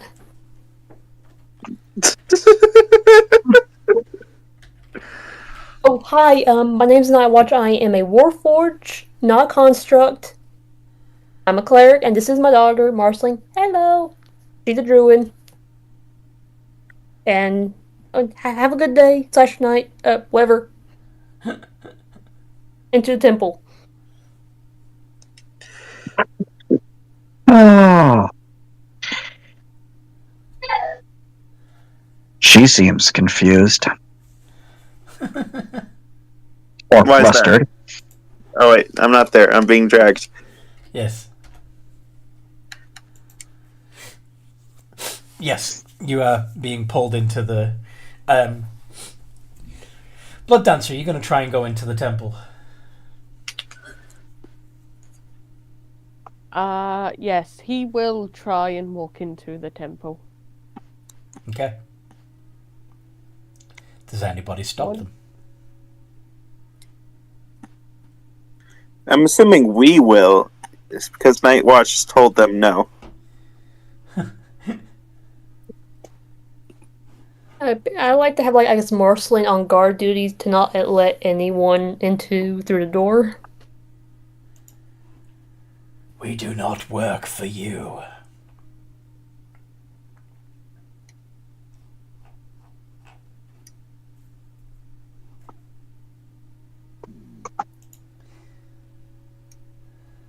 Oh, that's the skeleton? Yeah. The Undying. I'm assuming that's who you were talking to when you said the guards. No, Marceline was trying to, I guess, like, not let Blood Dancer in the door. Okay, but Marceline is a kid, yes?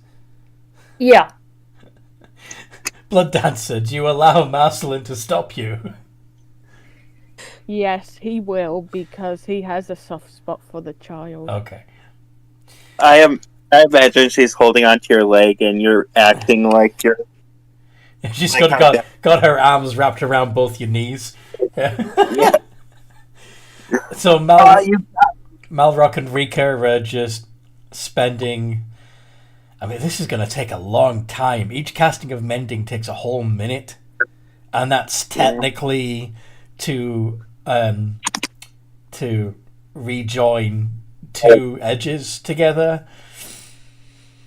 We're talking about restoring an entire library of scrolls that collectively make up the book of Palor. Yeah.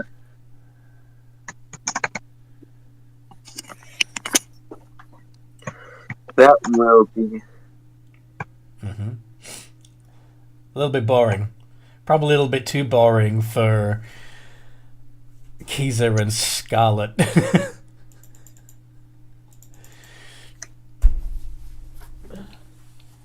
armor is black plate armor and she has a great sword. Fair enough.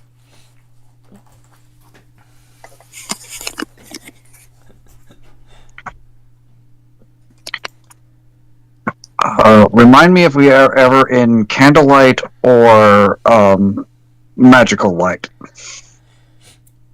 Okay. What happens when you're in magical light?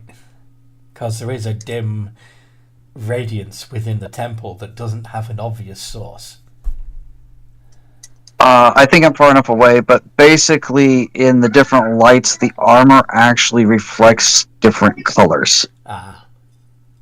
Because of its material. Yeah.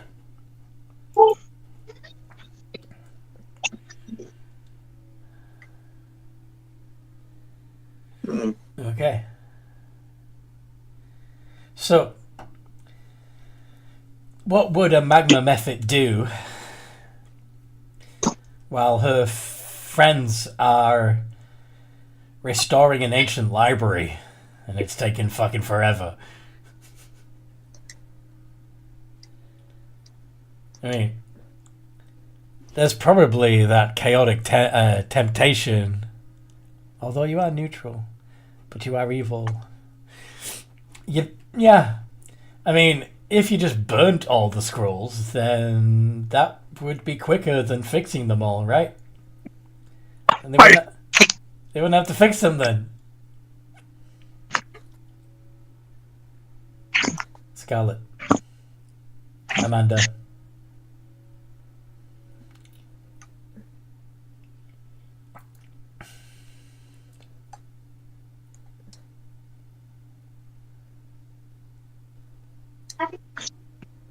Is Amanda busy? No, I didn't catch that. Oh, okay.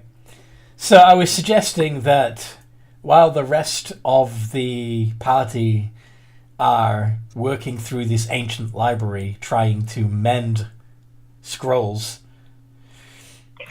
I imagine that Scarlet would be getting bored out of her mind. And given that you are technically neutral evil, Scarlet, you might be tempted to just burn the whole library down so that you can get your friends back doing something fun rather than taking forever restoring all the scrolls. As tempting as it is, I'd probably just go outside and start flying around. Okay. Flying around the woods. Okay. Actually, can I make a survival check Above looking? the tree. A survival check for what? I'm going to let Amanda finish because I didn't mean to interrupt her. Fair enough. Amanda, you said... Oh no, I was just saying that I would be above the trees so that I don't catch fire to the whole forest. Fair enough. so you don't brown the leaves with your passage. Yeah. Fair enough. I will be throwing rocks at her to see if she can catch them. If she's above the canopy, you're not going to reach her. Emphasis on the trying. I'm not being... Little one, if you're going to throw rocks, do it like this. Did you just call me small? Says the half-orc, which is shorter than you and is similar in size to a human. Yes, they did. Although, yeah, let's have a look. K3 So he is small by orc standards. Blood Dancer, you don't have a height on your character sheet, so I don't know how tall you are. No, but he's part elf and part orc. On the elf side is drow, so yeah, he's maybe a little on the short side. Probably in the 5-foot range. Excuse me, I'm not that short.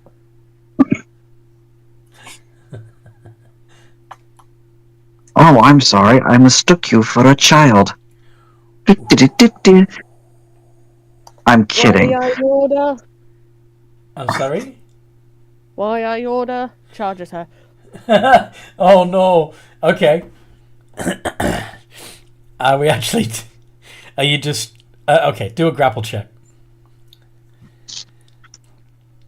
So did we all... Sorry? Prove his strength. It's an orc thing. He has to prove his strength. Isn't it? But you're I'm strong. thinking. I'm sorry, what was that, Rika?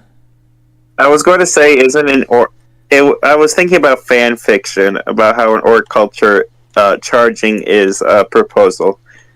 Not doing. Not doing it that way.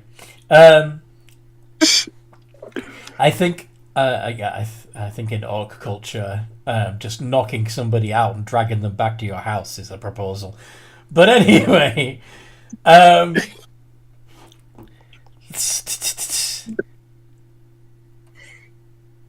you got to beat a 19 with a -1, Blood Dancer. Oh, actually, no, with a straight roll. D20. Okay.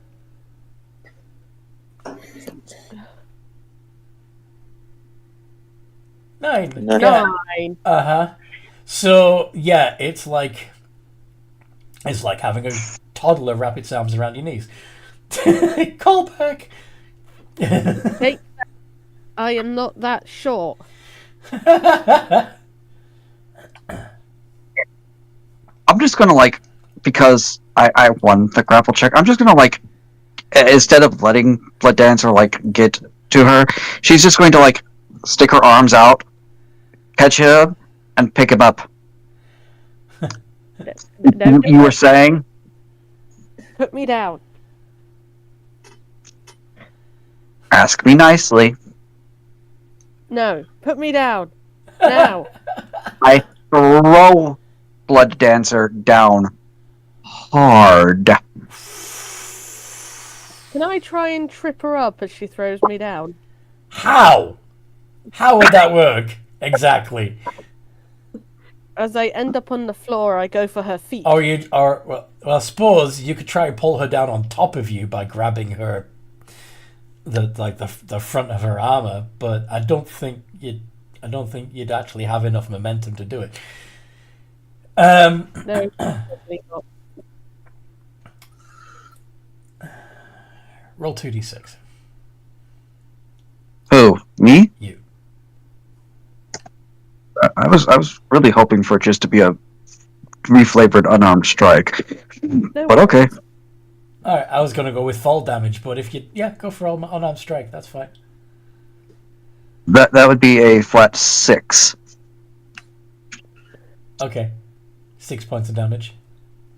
Mm-hmm. If it gets through her AC. Blood Dancer's a he. His AC is 16. 16, okay. I believe that's correct for my unarmed. It would be... Let's see. Yeah. I believe a 20 will do it. Uh-huh. Yeah, that hits. And does... You say... 6 points of damage. Yes. So, yeah. Blood Dancer takes 6 points of damage. I thought we were going to try and avoid PvP. It's Blood Dancer, and he's being Blood Dancer. Okay. And she's playing up the half orc. Yeah. Yes, Orky Orc. Yeah. Orky. Now an orc. Orky's got Please let's not keep this up. This is silly. We never know when something dangerous might actually show up, and I do not want to hurt you. I could take you if I wanted.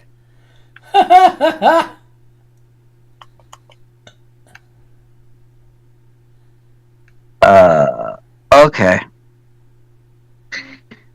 Now, back to seeing if I can find something to actually hit. So, can I attempt to make a survival or something to see if there's any sort of beastie I can go punch? Sure. You can just go find an animal to punch because you're... Well, not like something dangerous. I don't know. I'm grasping at straws to get something for me and Amanda and anybody else who's not currently trying to fix scrolls. I hear you. But that's not going to do it. No. You find an earthworm looking at you aggressively. I eat it.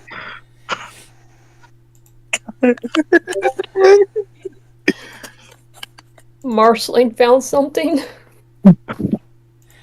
Oh, Marcy's out there too. Okay. Yeah, she's watching these two yahoos fight each other. God.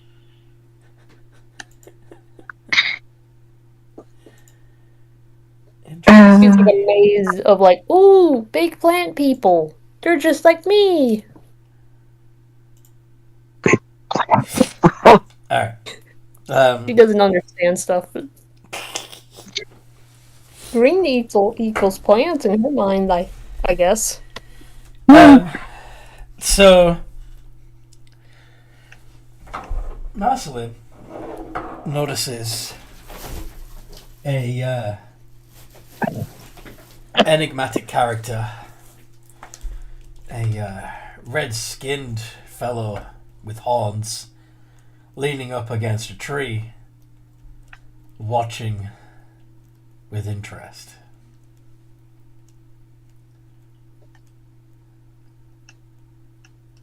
I think there's a devil over there.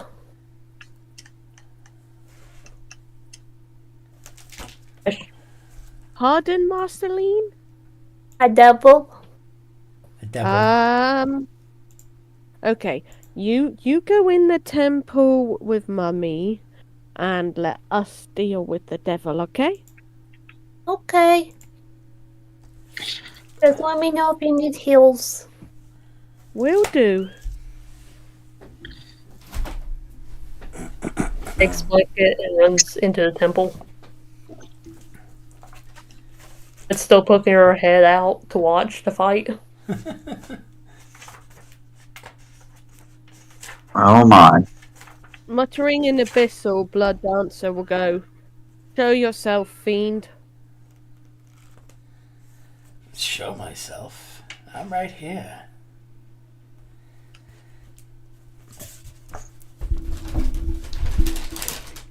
And please don't use that demon tongue.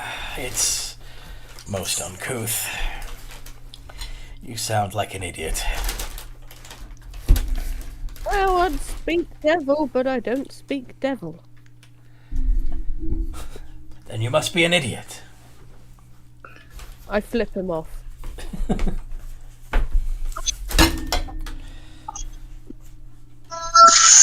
Feisty the video.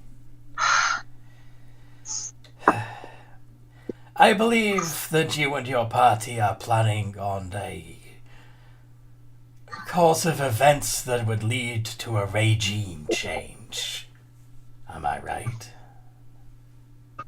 Maybe we are, maybe we aren't. None of your beeswax. That's a shame, because I would like to offer my support. Oh? Yeah. Now you're talking. Leans against the nearest tree. Near.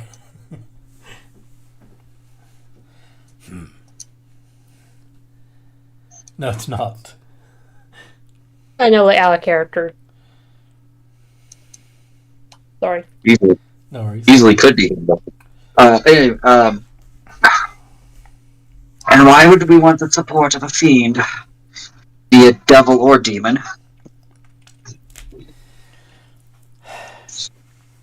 Well, currently the powers that be have the minds and souls of the populace are rather sewn up. It leaves few opportunities for the ambitious to take advantage of. There needs to be more options. There needs to be another way.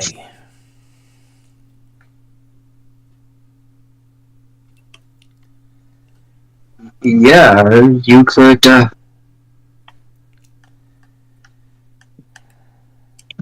you could go back to the Nine Hells and kiss some archdevil's ass.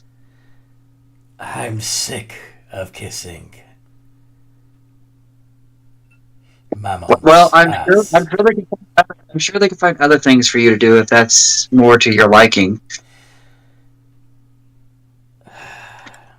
Are you saying that you wouldn't appreciate the help of a powerful and influential Archduke?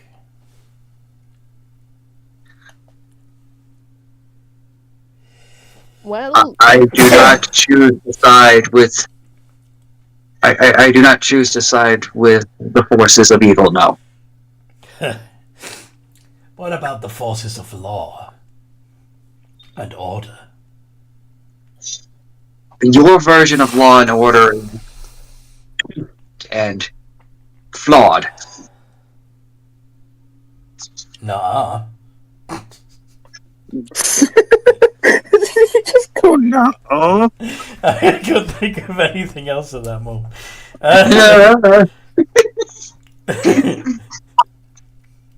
Oh my god. She just like. I am a tactical genius. I have won countless wars for Mammon. It's about time that I got to keep some of the spoils for myself. And together, we can do just that. We can win this land away from the three and divvy up the spoils. honestly, I'm okay with that arrangement. We have something similar where I'm from. No! You would each No! You don't desire wealth and power. I just desire good fights. Oh, there will be plenty of those. In the service of a noble cause, not And the collective of souls for fiends. you do with your people what you will. I'll do with mine what I will. But either way, we'll be freeing these people of the yoke that Havana, Granma, and Magister have locked around their necks. I mean, I've got my ways of escaping, if absolutely necessary. OBS is being a shit. Little shithead. Awesome. There we go. It's connected. Okay. Can I have your name? You may not have my name, but you may know me as Baal.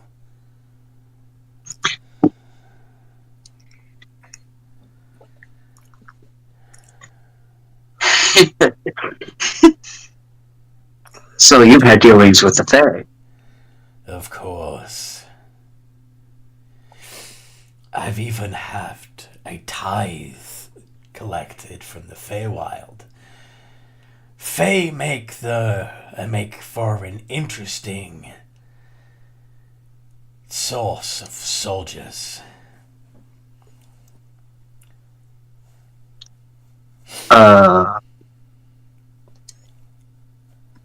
Let's see. Can I pull off not reacting? You seem like a good fighter yourself. I can imagine you leading the charge with a unit of your own. Wouldn't you like that? No, that doesn't sound appealing coming from you. You have no desire to be a lieutenant, leading men to war. In the armies of the Nine Hells? No. No, I really don't. It really doesn't sound like a fun time. You would be.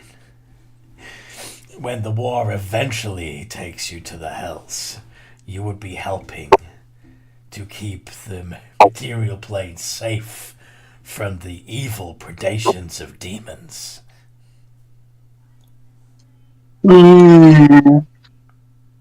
I'll just deal with them when they get here. It's more fun to send them back from here.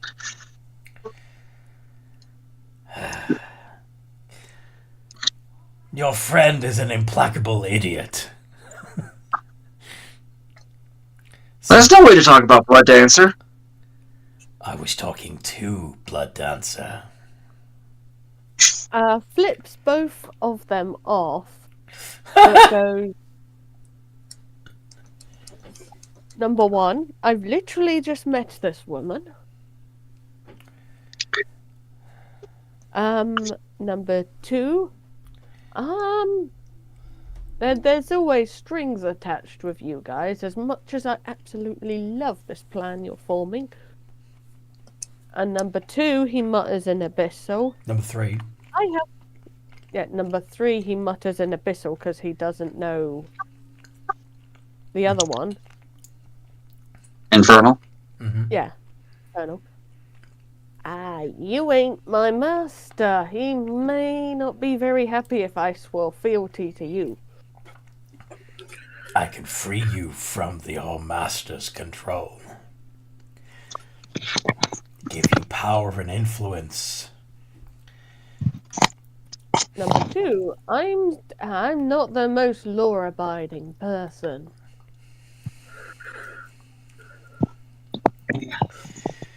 When you're in charge, you can make the rules yourself.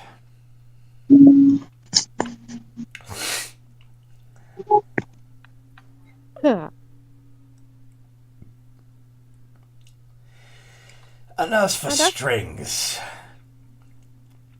you would be gainfully employed in my army.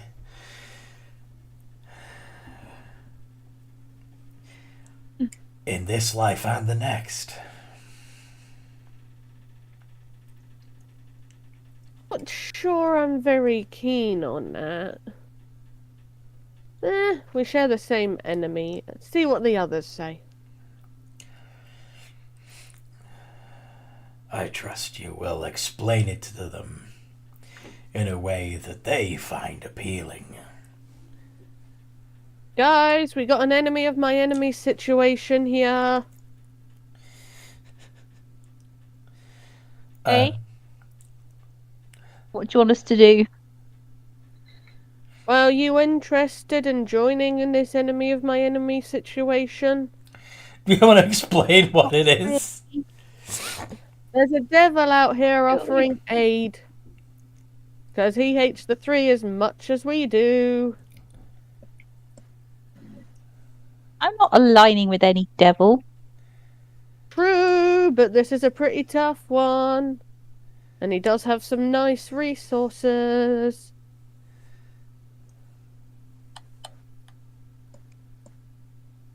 Like what? What kind of resources can you offer? kind of resources that any general can offer their soldiers. Ship, crew. Yes. A means to take a really powerful item.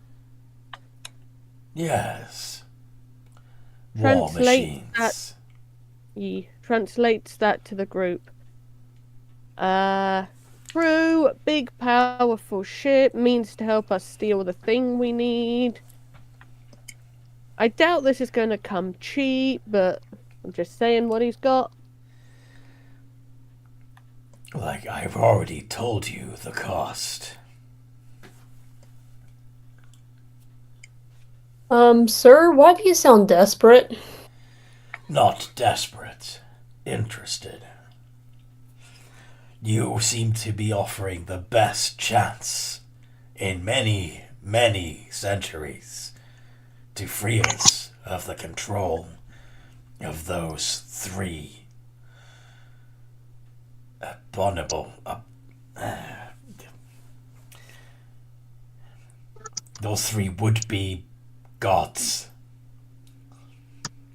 How are they suppressing you? Sorry? How are they suppressing you? Any souls pledged to Havana go to Havana. Not the afterlife that they were intended.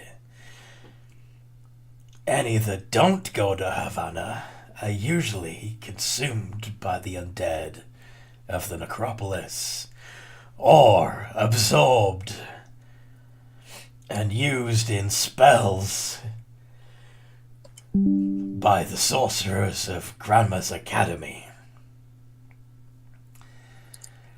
All that's left is the dross.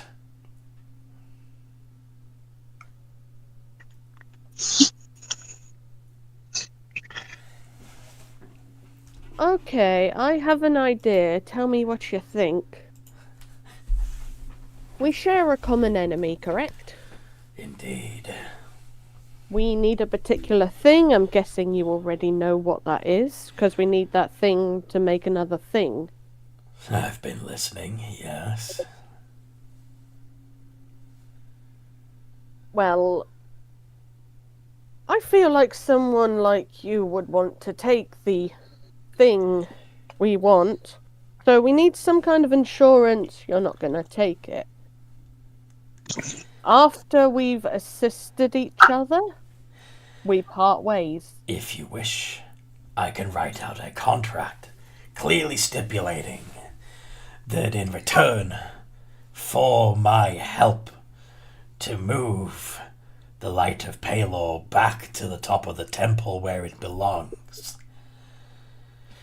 all I ask in return is that you serve in my army.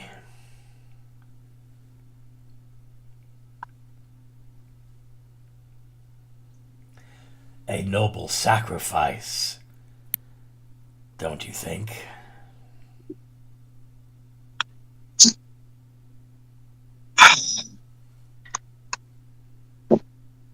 What do you guys think?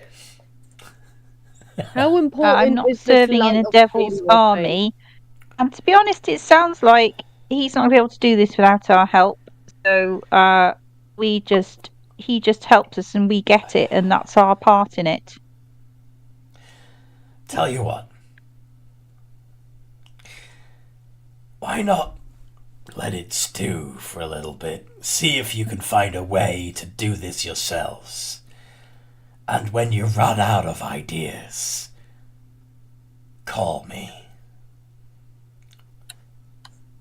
Yeah. Any bamfs? Oof, it's always dodgy dealing with those guys. It is. I'm not going to be in any army there, I'm telling you that for nothing. You don't think that guy was like Braziel's brother?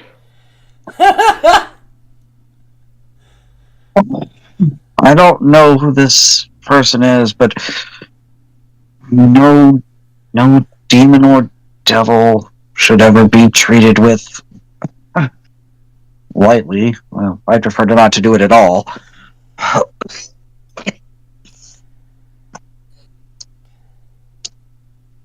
Honestly, I don't understand why he couldn't just accept us working together to defeat the bad guys, and then we part ways after that.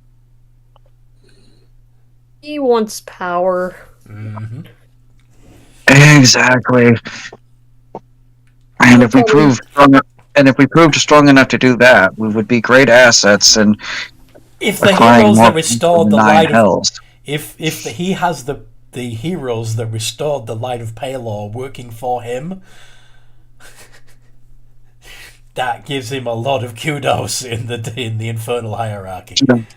Yeah, it really does. All right. I don't know what we're waiting on, but if you guys really want to go see about acquiring a ship, we really should get moving towards the ports and not just standing around in a dusty old temple. Yes, let's get going. Where's that blanket, Marceline? No, my blankie. I'm honestly surprised that Scarlet didn't swoop down and attack the devil while he was talking.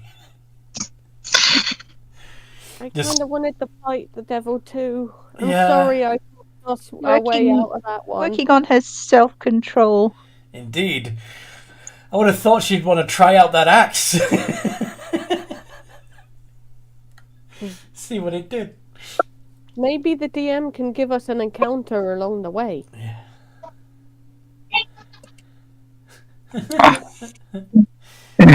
Alright. To be fair, he's very charismatic. Okay. So the whole group now.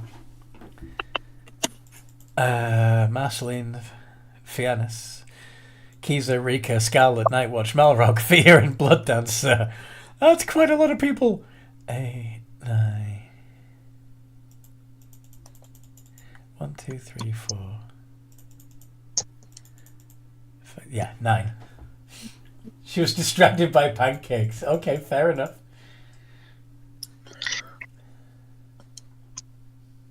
Sounds reasonable. Uh-huh.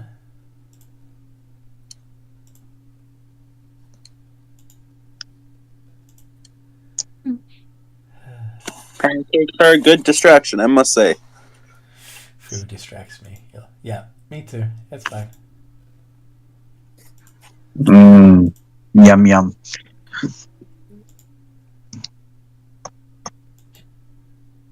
Okay.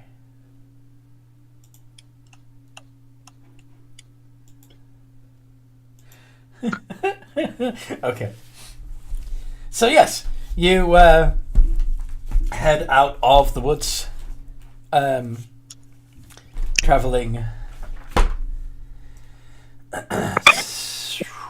southeast until you hit the road that would lead you to Port Alwyn, and then you continue working on that. Sorry, what? Nothing. Okay.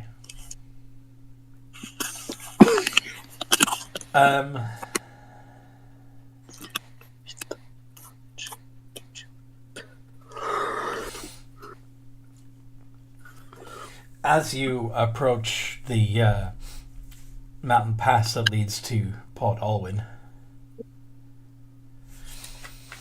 an angel flickers into being. Divine flames swirling about her. By all kinds of people. We're being accosted by all types. And she says, "Listen not to the lies of Baal."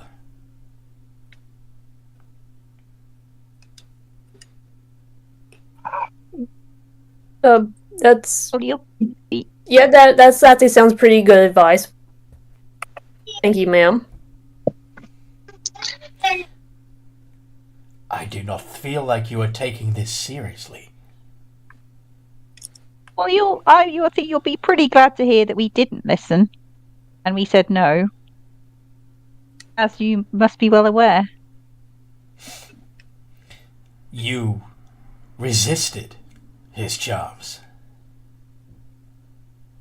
He wasn't particularly charming. He made a play for power, maybe and he you should work said on that. no. Yeah. Maybe he should work on his charming skills. Is that the demon you guys meant? Sorry? Are you guys talking about the demon that was outside? Rika wasn't there. He was no demon. He was a devil, an arch-devil. A duke vying for power. He will not rise beyond his station. And he has chosen you as his pawns. You may think that you have denied him, but he is wily. You will be working for him without your knowledge. This cannot be allowed. Wait, hold up, ma'am. Hold up. We don't want to work for an archdemon. We actually are on your side because we want to bring back one of the we want to bring back Palor in his glorious sunness. I don't necessarily think that that's the side that being's on, as angry as they are about a devil. And the knowledge they seem to have. The higher planes aren't known for that kind of stuff. Higher planes. Ha! Fools. Oh. I knew it. Fallen angel. A fallen angel. I am Zariel. And she herself? Sorry? Do I recognize herself? Oh. Do I recognize that name? A long sword and flail appear in her hands. Roll initiative. Yes. Do you have? Oh my god! Really? We are up a creek without the proverbial paddle. Oh hell. Okay. Okay. I feel like we really need a long rest. We haven't had any fights for a while, but okay. D20 plus. Rika is ready. Good job. Okay. On that one on my initiative. Perfect. NightWatch is the second one, Marceline? NightWatch is she's always gonna have like a +1. Marceline is a +2. Yeah, okay. Alright. That Nightwatch actually has advantage where Marceline does not. So far, the number to beat is 26. Amanda, I need your roll. And Fiona.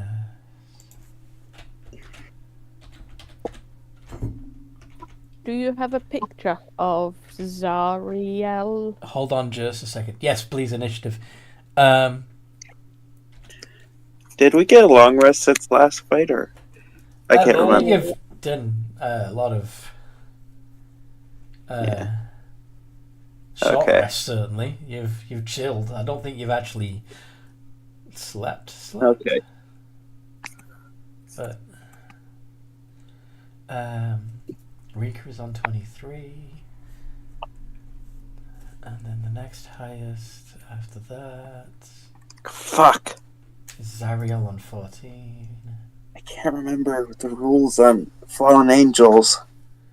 What do you mean, the rules on Fallen Angels? I can't remember what, out of character. I can't remember what they retain on their stuff. What do you mean? I don't think Zariel's a fallen angel. Isn't she? No, she is the fallen angel. Yeah. The first. The reason other angels fell. There we go. Perfect. Yeah. That is Zariel. Great. Oh, this bitch. Okay, fuck.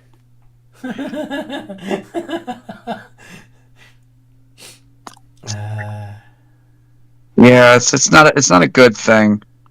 But we have to have something that's powerful because there's so freaking many of us. Yeah. I only have 1 6th level spell slot. Oh no. Well, this is certainly a cool way to die. Mutters the dancer.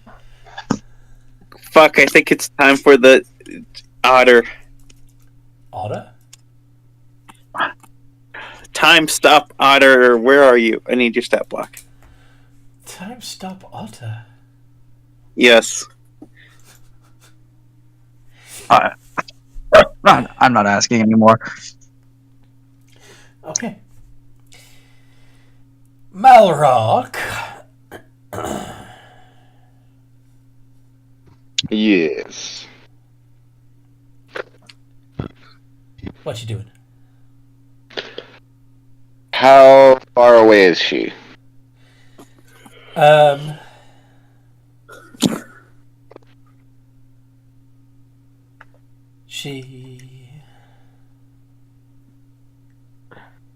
She's about 50 feet away from you. She's on the ground, right? Currently. Is she in the sky or on the ground? She's currently on the ground.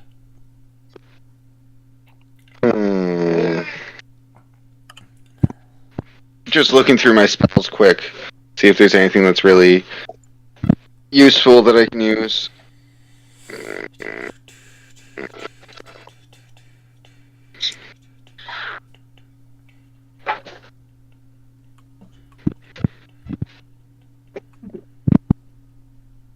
Screw it, I will move my 30 feet I believe I have. And I will use command. What are you going to command her to do? Disarm.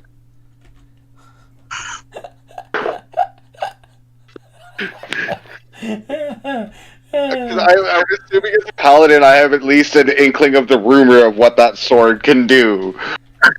Oh, yeah. Yeah. Oh. But bearing in mind that her holy sword is no longer in her possession, that's why, yeah. The sword is still a sword from her. We don't want her having a weapon. Alright. But anyway, she got a 31. Yeah, that's a pass. Anything else up your sleeve, Malrock? Not at the moment. Alrighty, Sophianas. Oh, God. gods.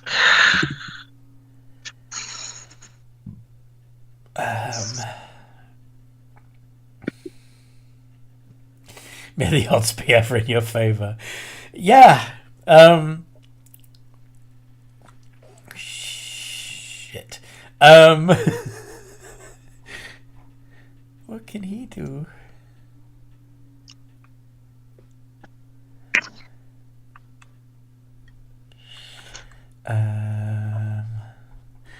Okay. Yeah. Shit. When the DM has had enough of their players' bullshit. No, it wasn't. It was just like, what can I do that's That's completely fair. There isn't much that can actually challenge us. Yeah, there would be a decent chance. The options were a Palor, Orcus, and Zariel. Oh dear God. Again. Well, not, If it was Orcus, it would have been like third time in a row for me. Yeah, exactly. Like, I think we're sick of Orcus by now. He's a good baddie, but yeah, he's been. we almost fought him this campaign already. Yeah. Yeah, he's just going to set up a stinking cloud around Sariel, and she needs to make a con save. I don't think magic's going to be our best bet. You don't think what? I don't think magic's going to be our best bet. No, but he doesn't want to get closer. Yeah. She got a 25 and spell save DC 17. Does she still take half damage? From I have no clue. Stinking cloud.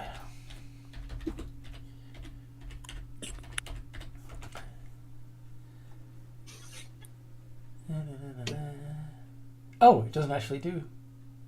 Let me double check that, because I thought it did some damage.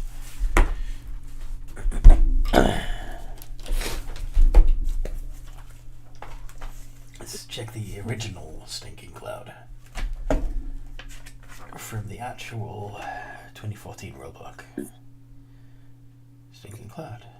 Oh, no. The cloud disappears around a corner. Areas having each creature is completely within the cloud. Must make a con save against poison. Aha. Alright. On a failed save, the creature spends its turn retching and reeling. And she's immune to poison anyway. Never mind! That was a wasted turn. Fuck! Alright, Rika, what are you doing? Rika! I'm gonna save it. Sunbeam! I need her to make a con save.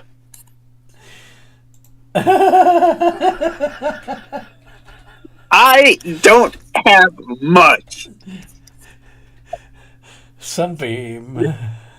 This allows me to cast a high-level spell every turn. I don't... Actually, I'm gonna change the damage type to... She's a fallen angel, so she's probably resistant to radiant, but... And she's a devil now, so... Yeah, I'm gonna keep it radiant. She passes, but... It's half damage. I'm gonna use the thing to make it extra damage, and she's knocked prone.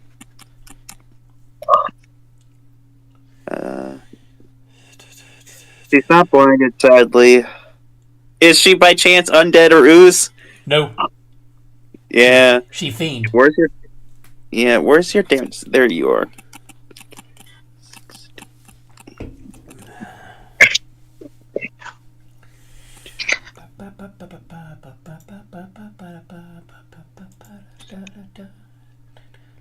Uh, 23 radiant damage, and she's knocked prone.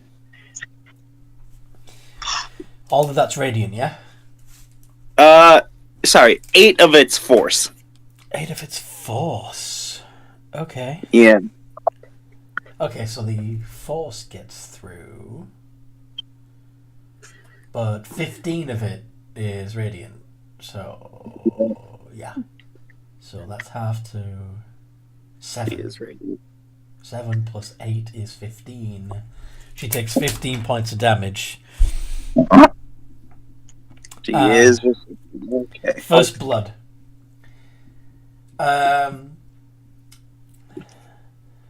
On her turn... Well, actually, before her turn, she looks right at you, Rika, and commands you to burn. Could you make a wisdom saving throw, please? Is this a spell?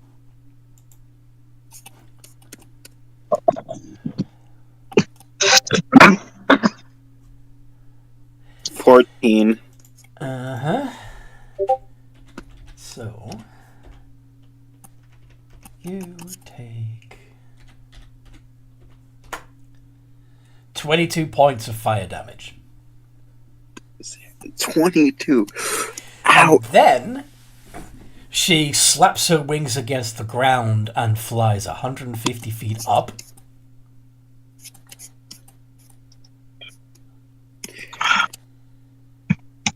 How high? 150 feet. At half movement speed? Damn. Flying creatures don't have to. Oh. Okay. They can just take off from the ground. Yeah, which is what she did. And... Out of range, fuck. Oh wait, no, I have a fly speed, I'm good. Could you all make a dexterity save, please? I don't want to. Against a fireball. Oh no! Out of range. What's the radius? 20 diameter. Mm-hmm.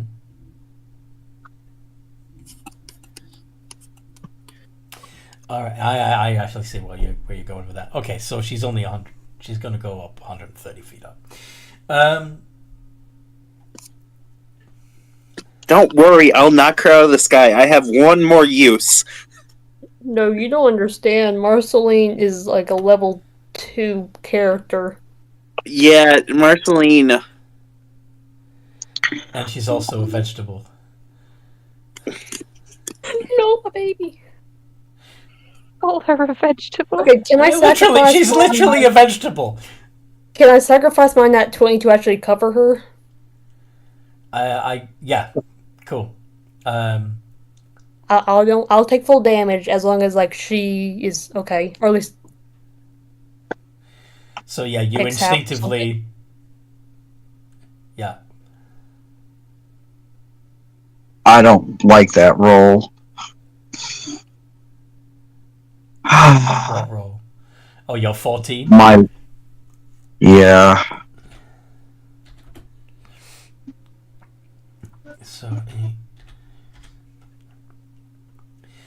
So those of you who didn't get a 26 or higher take 23 points of fire damage.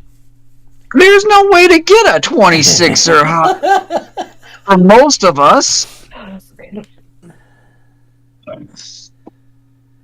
So yeah, all of you, including Fianus and Marceline. Well, actually not Marceline because, yeah.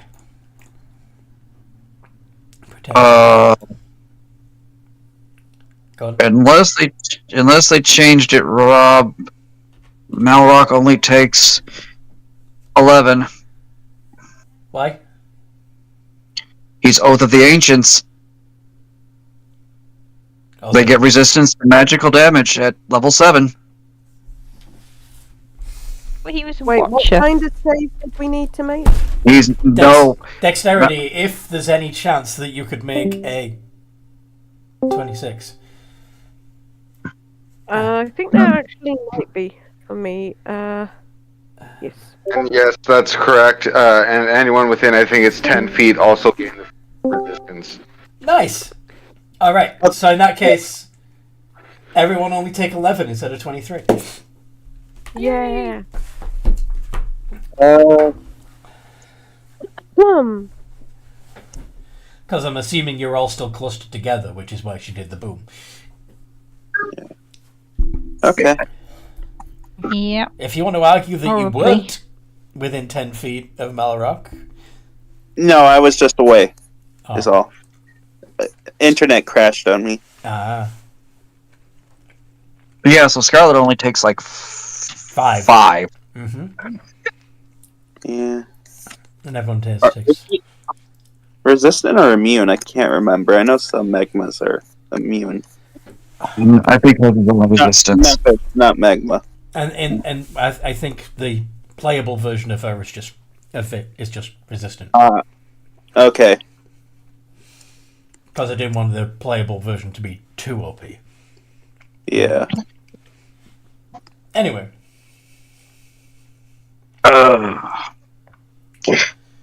So that was Zariel's turn. Scarlet, you can fly. Oh, I just checked.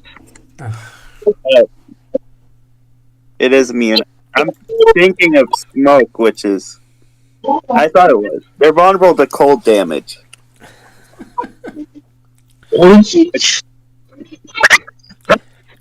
Okay.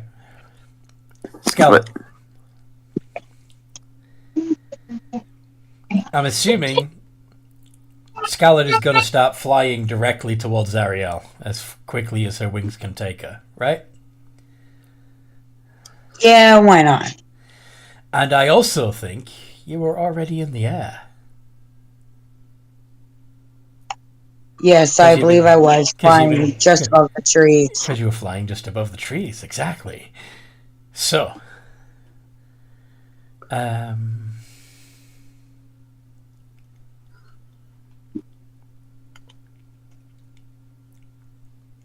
yeah. Okay. So you can either get within 40 feet of her and hold your action for when she gets close to you, or throw something at her, or you can dash into melee with her but not have any actions left to hit her. What would you rather do? I think throwing something at her would be best. Okay. You have a short bow and 4 javelins. What would you like to throw? Let's go with this. You've also got a hunting trap which you could yeet at her if you wanted to, because that'd be kind of fun. Oh my goodness! I'll stick with the bow. I don't think I've had an opportunity to use that. Stick with the bow. Okay. D20 plus 7. 2 iterations of D20 plus 7.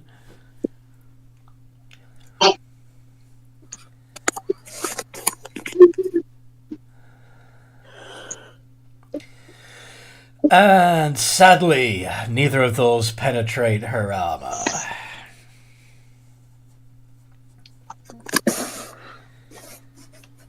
Wah, indeed. Wah. But you're only 40 feet away from her now. Krita.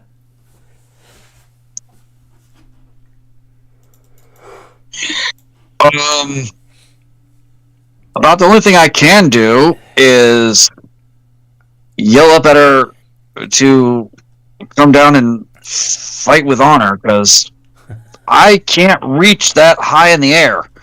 Uh-huh. I'll get her down, don't worry. So you're gonna hold your action till she's close. Yeah,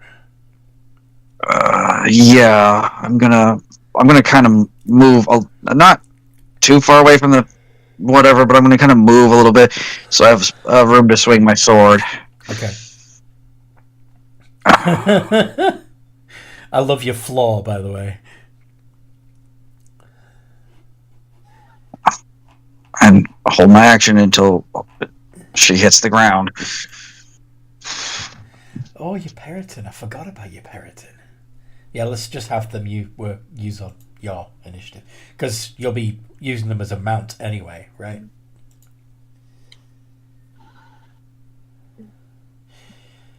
Blood Dancer. Blood Dancer is going to offer to take Marceline and move her away from that very nasty spell that's probably going to hit us again.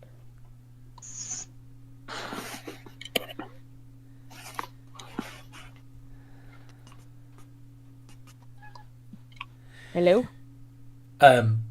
Yes? I can hear you, but... So, Blood Dancer is saying, let me take Marceline away from here. NightWatch nods, but Marceline is sad. It's alright, they're strong. The Black Razor gives you haste, but is practically begging you to let it taste Zariel's soul. No, you cannot eat Zariel. Yes, I can. But I appreciate the haste. Yes, I can. Oh, yes, you can. But this is not a soul you're allowed to consume, because half of hell will get on my ass. Can you please just put my daughter in a bush? Grabs child and I guess darts into bush. And then zooms back.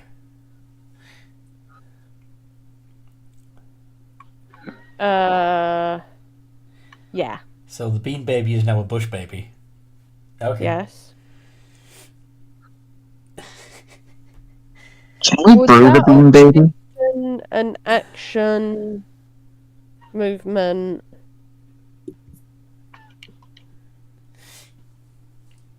What are you doing?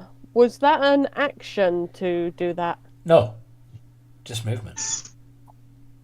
Okay, so I'm still a little away from the fight. Yeah, because the angel's about 130 feet up. Okay. I am going to pull out Black Razor. Uh-huh. She's not close enough for me to hit yet. So, can I hit her with an Eldritch Blast? No. Why not? Because Eldritch Blast range is 120 feet. That's 10 foot short. So in order to hit with an Eldritch Blast, you would have to, for example, Misty Step 30 feet up. And then do Eldritch Blast as you fall back down. That full damage is gonna hurt, but it sounds like something Blood Dancer would do. You also have Featherfall, but of course that's, yeah. It could, Featherfall. Could you get that up for me, actually? Yeah.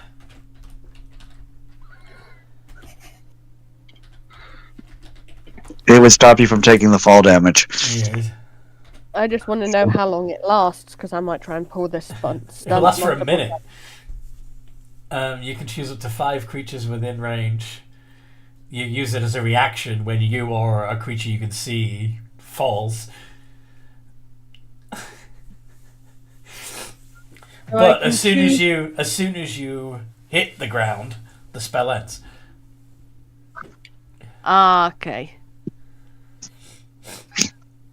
And it's an action to cast, right? It's a reaction to cast.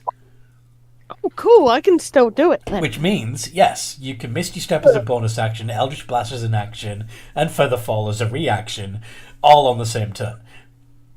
Yeah. Okay. Go ahead and roll to hit with your Eldritch Blast. Okay. How far in the air is she? I'm sorry? How far in the air is she? 130 feet. Oof. Okay, Eldritch Blast. How many castings do I have of Eldritch Blast now? So you have 3 Eldritch Blast rays. Yay. And it's a d20 plus 9. 3 iterations of d20 plus 9.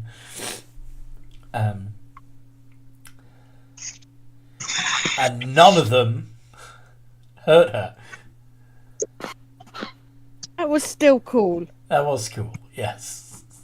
So you see Blood Dancer quickly shove the baby in the bush. Use Misty Step to try and jump up in the air.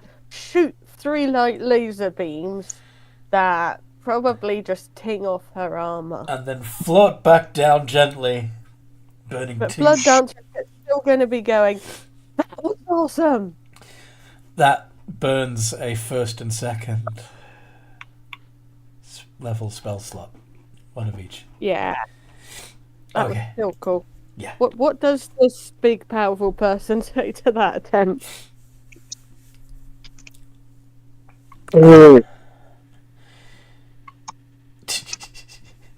As a legendary action, she teleports directly above your head.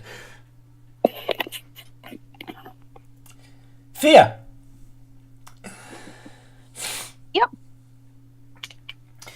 Zariel is now 10 feet off I the have ground. bow. Sorry? She's 10 feet off the ground. Directly above Blood Dancer, looking pissed. Right. Okay. What are you gonna do?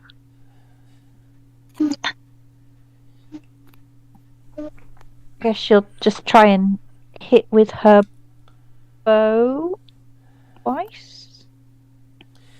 Zariel hisses. She won't get a sneak attack because Zariel's not within 10 feet of anyone, is she? She's within 10 feet of somebody, but not 5 feet. Exactly. But if you... Are you planning on moving? What if I move and bonus action hide first? Well, what I get was going to advantage suggest from is hidden? that you can bonus Steady aim. action steady aim if you don't move. Okay. And that would give you advantage. Okay. I think you have the Have I highest. got that though? You're a rogue. All level... rogues get it Okay, at I've level got 3. steady aim. Okay, I'll steady aim then. So I get advantage. Yes. Does that mean I get advantage on these rolls as well to hit? Yeah. Yeah. So you're rolling a d20 plus 11 with advantage. She's got triple advantage. Oh, yeah, because you're Elven accuracy. elven accuracy. So you rolled twice. Do you have extra attack? Or was that you rolling with advantage? I'm rolling with advantage. Okay. Roll once more, and we'll pick the higher of the 3. But I don't think you're going to beat 30. You might get an nat 20. Yeah. Okay. Yeah, 30 is the highest. 30 is. And it hits. And it does a d6 plus 6 plus your sneak attack bonus, which is 7d6. So that's 8d6 plus 6 altogether.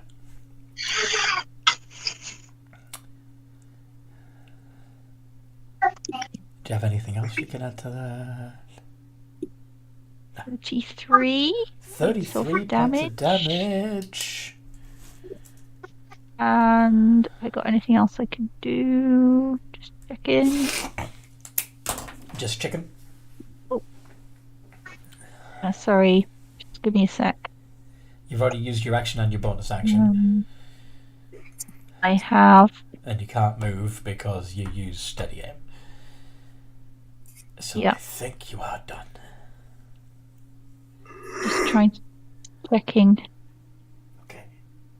Yeah, I can't do wells from the grave, which is annoying. You need to be fighting multiple enemies, you know? Yeah, multiple yeah. We've only got 15 minutes left. Multiple enemies would take a lot longer. That's what I will. That's okay. That's me. That's my turn. Okay. NightWatch. Okay, so we established her AC is 30? No, it's just higher than everyone's, like the highest other people have been rolling so far has been like 19. Yeah. So it's somewhere between 19 and 30. Okay. Right.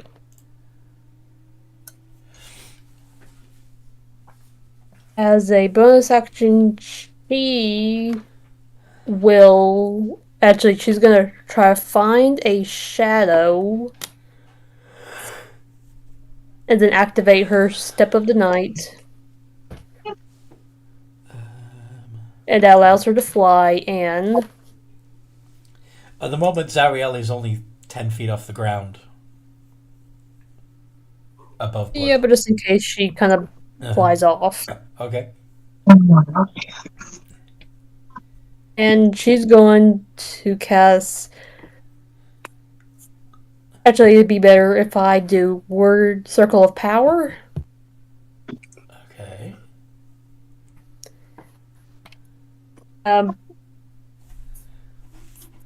You mean I'll show you what it does?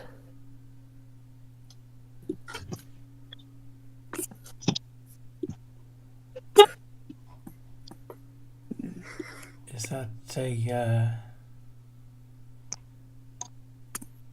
Channel Divinity? No, Circle of Power. It's a spell. Oh, there it is. Level 5. Okay.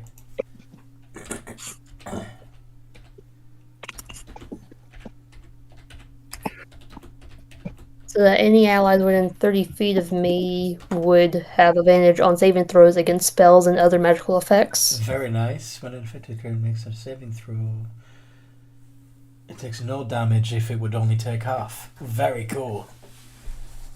Nice. Hey Zariel, you once was an angel. Why not fight with someone who was on your side? You know what I mean. Why are you attacking us? You are pawns in Hell's games. We don't want to be. You won't be when I'm done with you. Okay. Okay. I probably can't do this, but as like a free action, can I try to grapple her? Sadly not. Okay. But Kiza did have a held action. What do you do? I would like, I guess. I still don't know that I can hit her fucking 10 feet in the air with my sword. Sorry, you said you wanted to swing your sword, so I thought that was your problem. Yeah, I know, but she's still like 10 feet in the air. I don't know. Bearing in mind that you are 6'6", you have a 5-foot reach, which would take it up to like 11 something. Yeah. All right, I'm gonna take my 3 swings at her and see if I can hit. Yep. Yes, yes, and yes.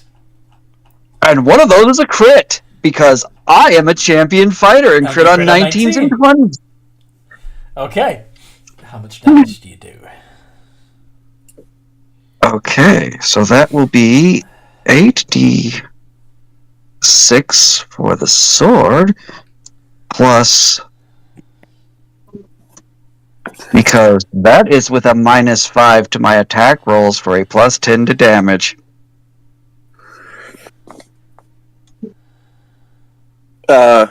Oh wait, I see what you mean.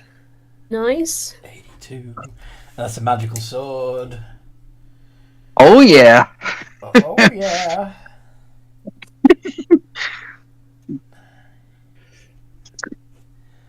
And yeah, that's my held action.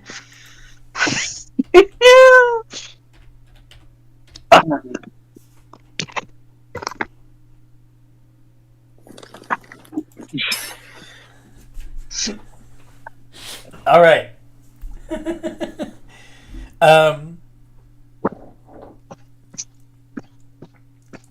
She's very mad now. She whispers to Blood Dancer, "I can smell the abyss on you. You disgust me." Malrock, it's your turn.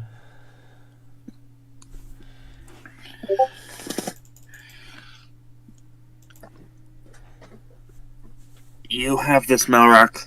Malrock! Get all the nat 20s. I'm going to activate my Spirit Shroud, and I'm going to use hold damage. Use what? When you activate the Spirit Shroud, cold damage. Cold or necrotic. Okay. I didn't catch the C, so I thought you said hold damage. But what the fuck is hold damage? If only. Anyway. And then I will attack with my sword. Holy Avenger. Yeah. E. E. Smack that shit. And she's a fiend, so, you know, divine smites do extra. But first of all, hit the bitch.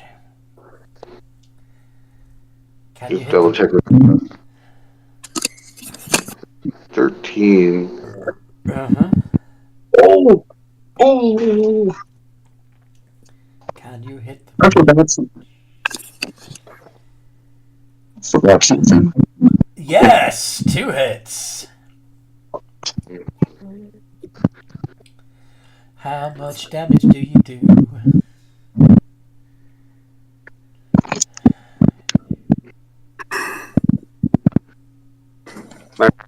though. I was just double checking if I have my great weapon.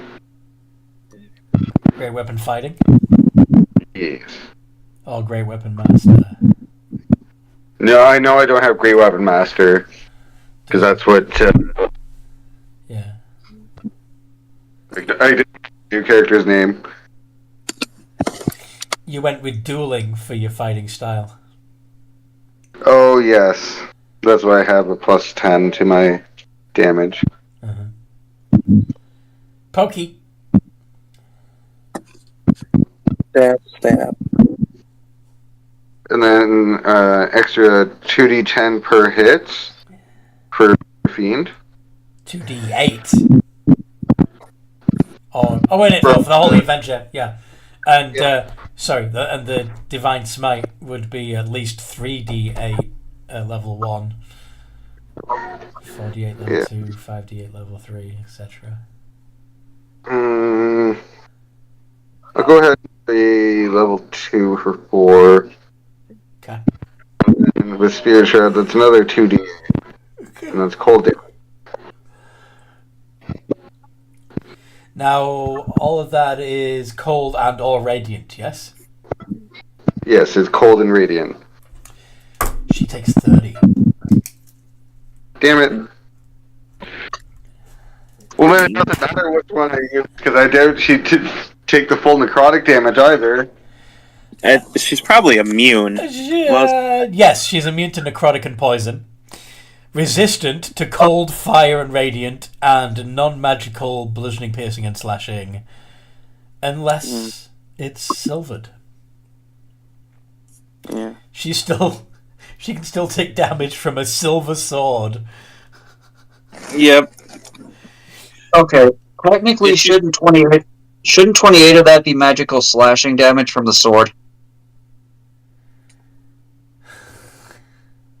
He did Spirit Shroud. That doesn't change the that doesn't change the. Okay, an additional 14. It's fine. I'm just trying to be. Just trying to make sure I've got it in my head right. Yeah. I'm not asking for because I realized I forgot something on my held action, but it's all good. Groovy. Okay. I'll throw a werewolf. So Malrock only did 44 points. 44 points of damage. The person who did the most damage, I believe, was me. Was Keitha, yes. Burn. Make a wisdom save. I'm almost positive that I cannot meet her spell save DC. Of 26. Yeah. The highest I can get is a 24 on a nat 20. Yeah. So. Question: would Warcaster activate?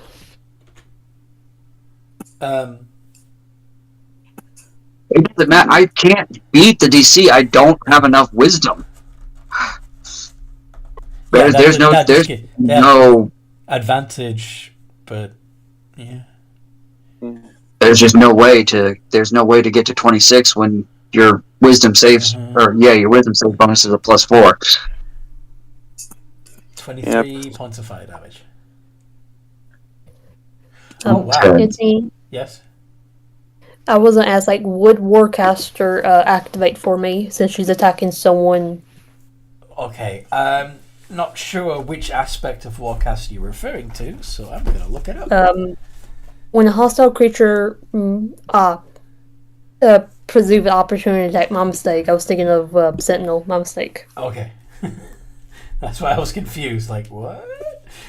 Yeah, sorry, I just felt I want to help. I see, yes. I can't. Okay. So.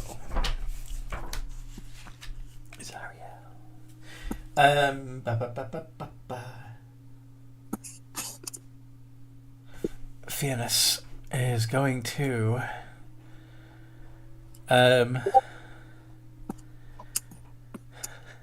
Animate objects and a bunch of silver coins. Sliver.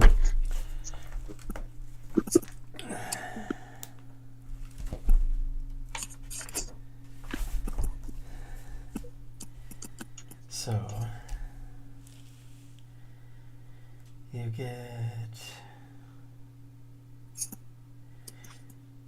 to 10. Yeah. So 10 silver coins.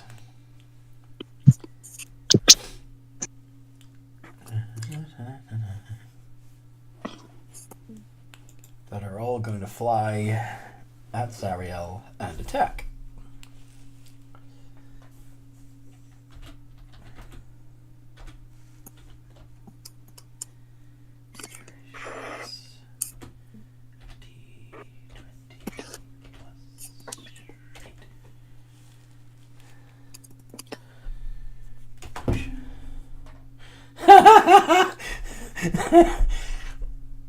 Damn. 1, 2, 3, 4. The AC is 21. 1, 2, 3, 4, 5 get through out of 10, so half of them.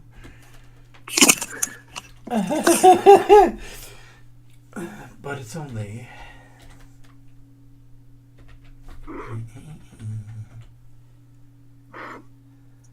Still damage. 28 points of damage. Okay.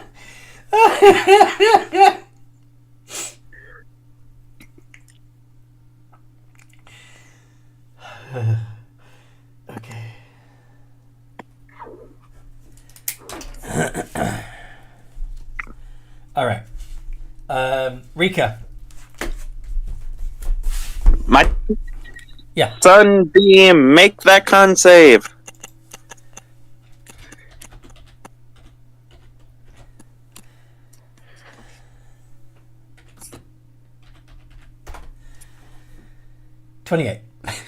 That passes.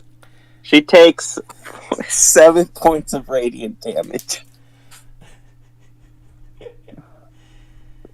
Okay. Can't do much else, so that's... Wait. Yeah, that's my turn. Okay.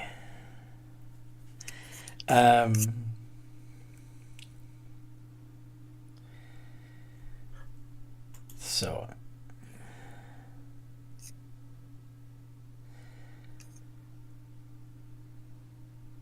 she is going to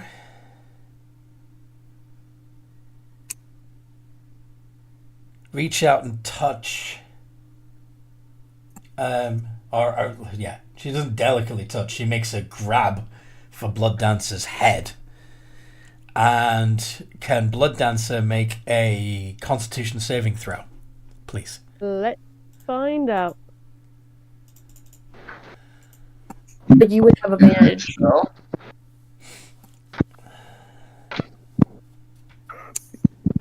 don't think it's a spell. It's not a spell. Well, the Holy Avenger gives you advantage. Yep, that's a fail. Yeah, I would pass it anyway. No, sadly, with a +2, you're not gonna... Nope. Magical resistance. Sorry? She gets the magical resistance. Okay.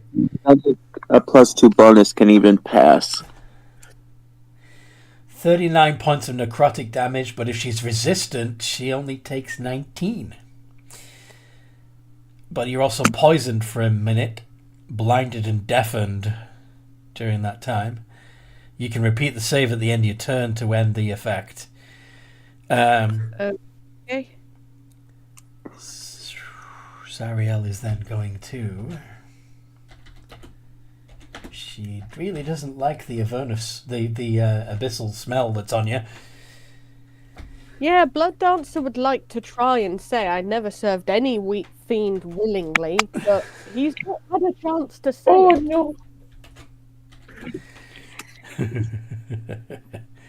He can't hear anything, but he can talk. What's your AC, Blood Dancer? It's 16. Yes, even the plus is higher. Well, meets it. I was thinking about doing something, but even the lowest isn't possible. No. Fuck.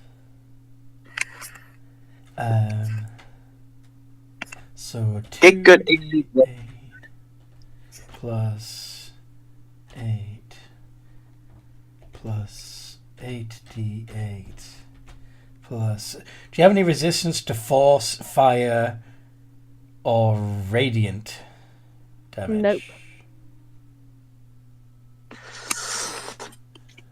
Here comes the one shot. Your Blood Dancer was nice knowing you.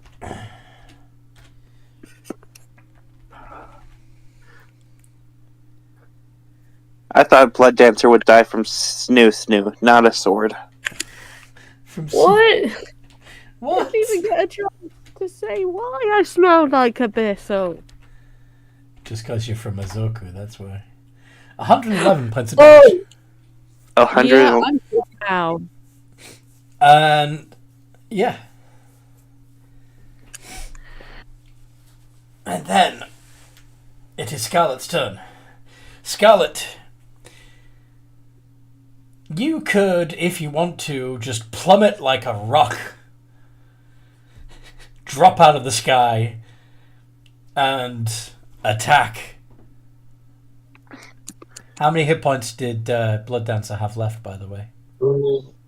I lost like 30 hit points, and then you did a crazy bunch of hit points on me.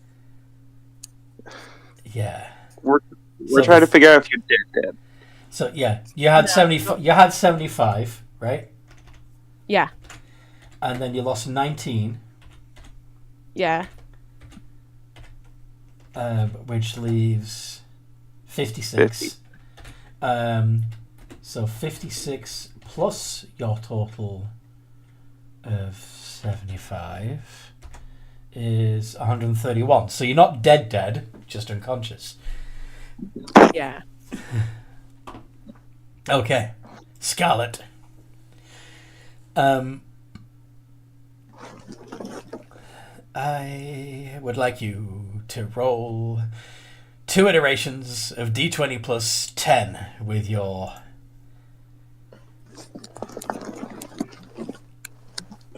Great Axe of Chaos. I'm going to go reckless, so I have advantage. Fantastic.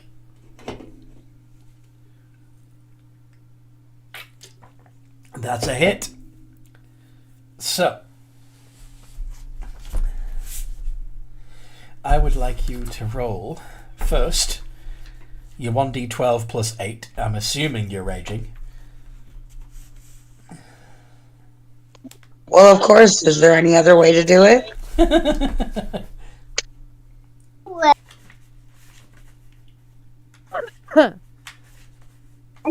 D12 plus 8.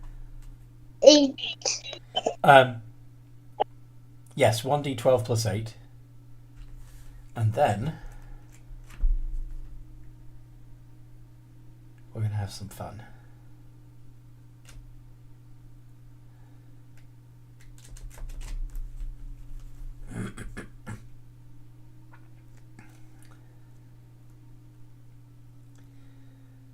Spinning around as she falls.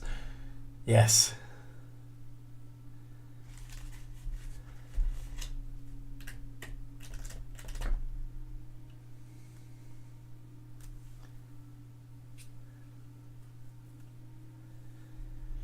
So that's the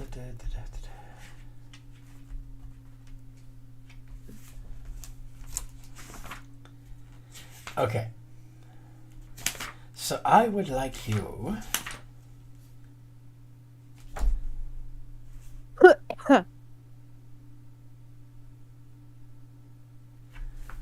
this is going to sound strange, but roll a D78.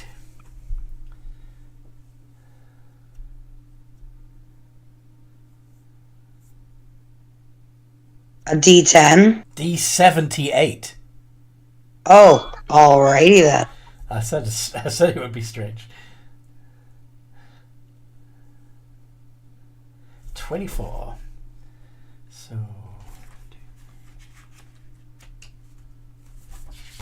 And then. A D4.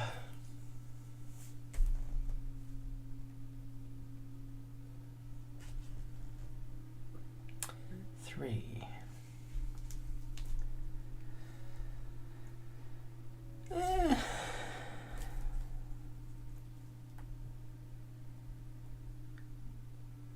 Screw it, I don't like that page. Let's go to the next one.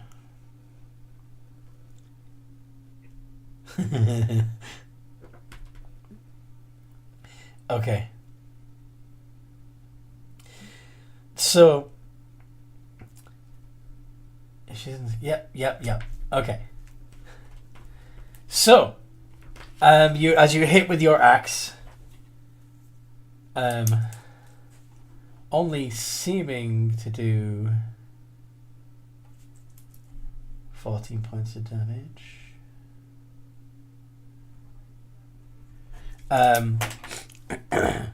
But nevertheless, she hits the ground hard, and that causes tremors in a 100-foot radius. The ground becomes difficult terrain. Anybody that's concentrating on a spell right now needs to make a con save.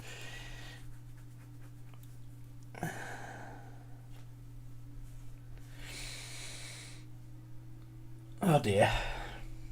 Fuck! My sunbeam. You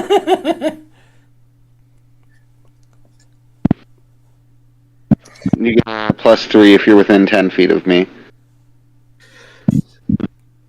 That's still only a 12. It's a magical effect for the Holy Adventurer's advantage. I think it's just a tremor.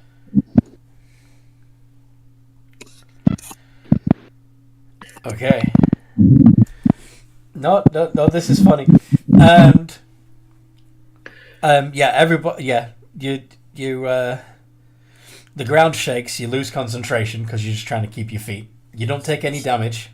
You just lose concentration if you're concentrating.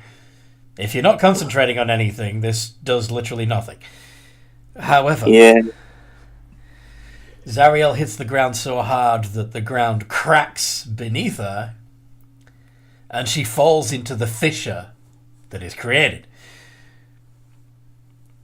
Oh, earthquake. It's earthquake. Yes. Can I counter this spell? I'm kidding. No. I counter your axe. Bloody and cursing, Zariel bamfs away. Is this plane shift? There's a flash of fire. No, it's her innate teleport ability.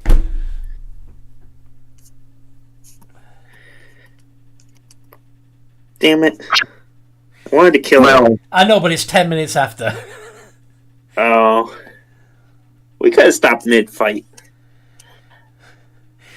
I also don't want you to actually kill the ruler of hell. That would cause complications that I don't want to get into. So, I think that was a test. what was? I'll tell you what, though, Fia is starting to have a new goal, which is to stealthily sneak into Magister's palace and just stab him to death. Doesn't like him messing with people all the time. Everyone keeps going on about him, and she doesn't like it. You want to try and kill the Lord of Death? Good plan. Yes. Good plan. I mean, it is a good plan. It's a good plan. It's long-term goals, long-term goals. I get heals, please. You got to have a long-term goal. Indeed. Anyway, I'm assuming you're seeing what you would have gotten. Yeah, because if she'd have just been knocked prone, I'd have landed, what, 5 out of my Yeah. 7 attacks? Yeah.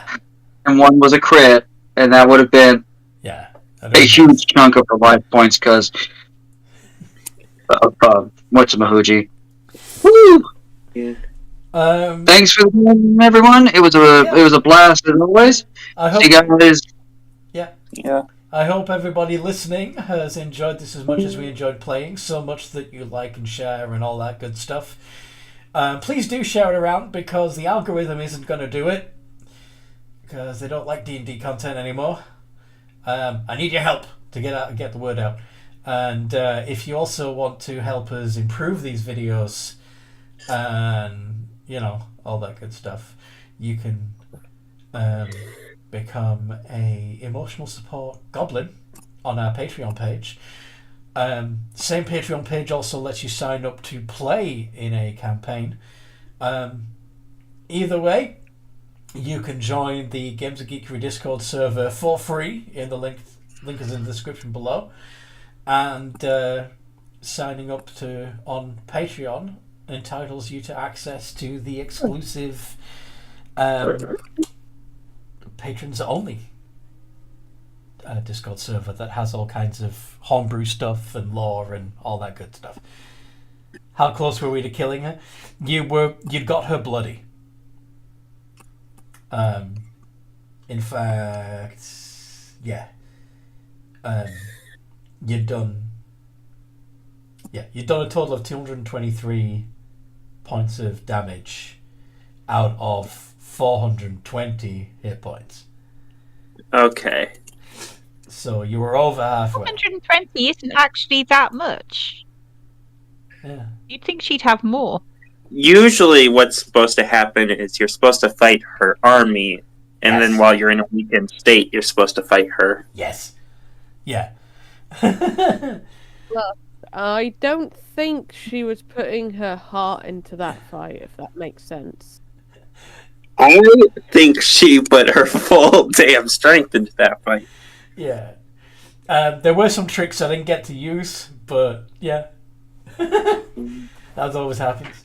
In the meantime, no matter what role you play, have a good game. Pepperoni. Pepperoni. Have a good game. Yes.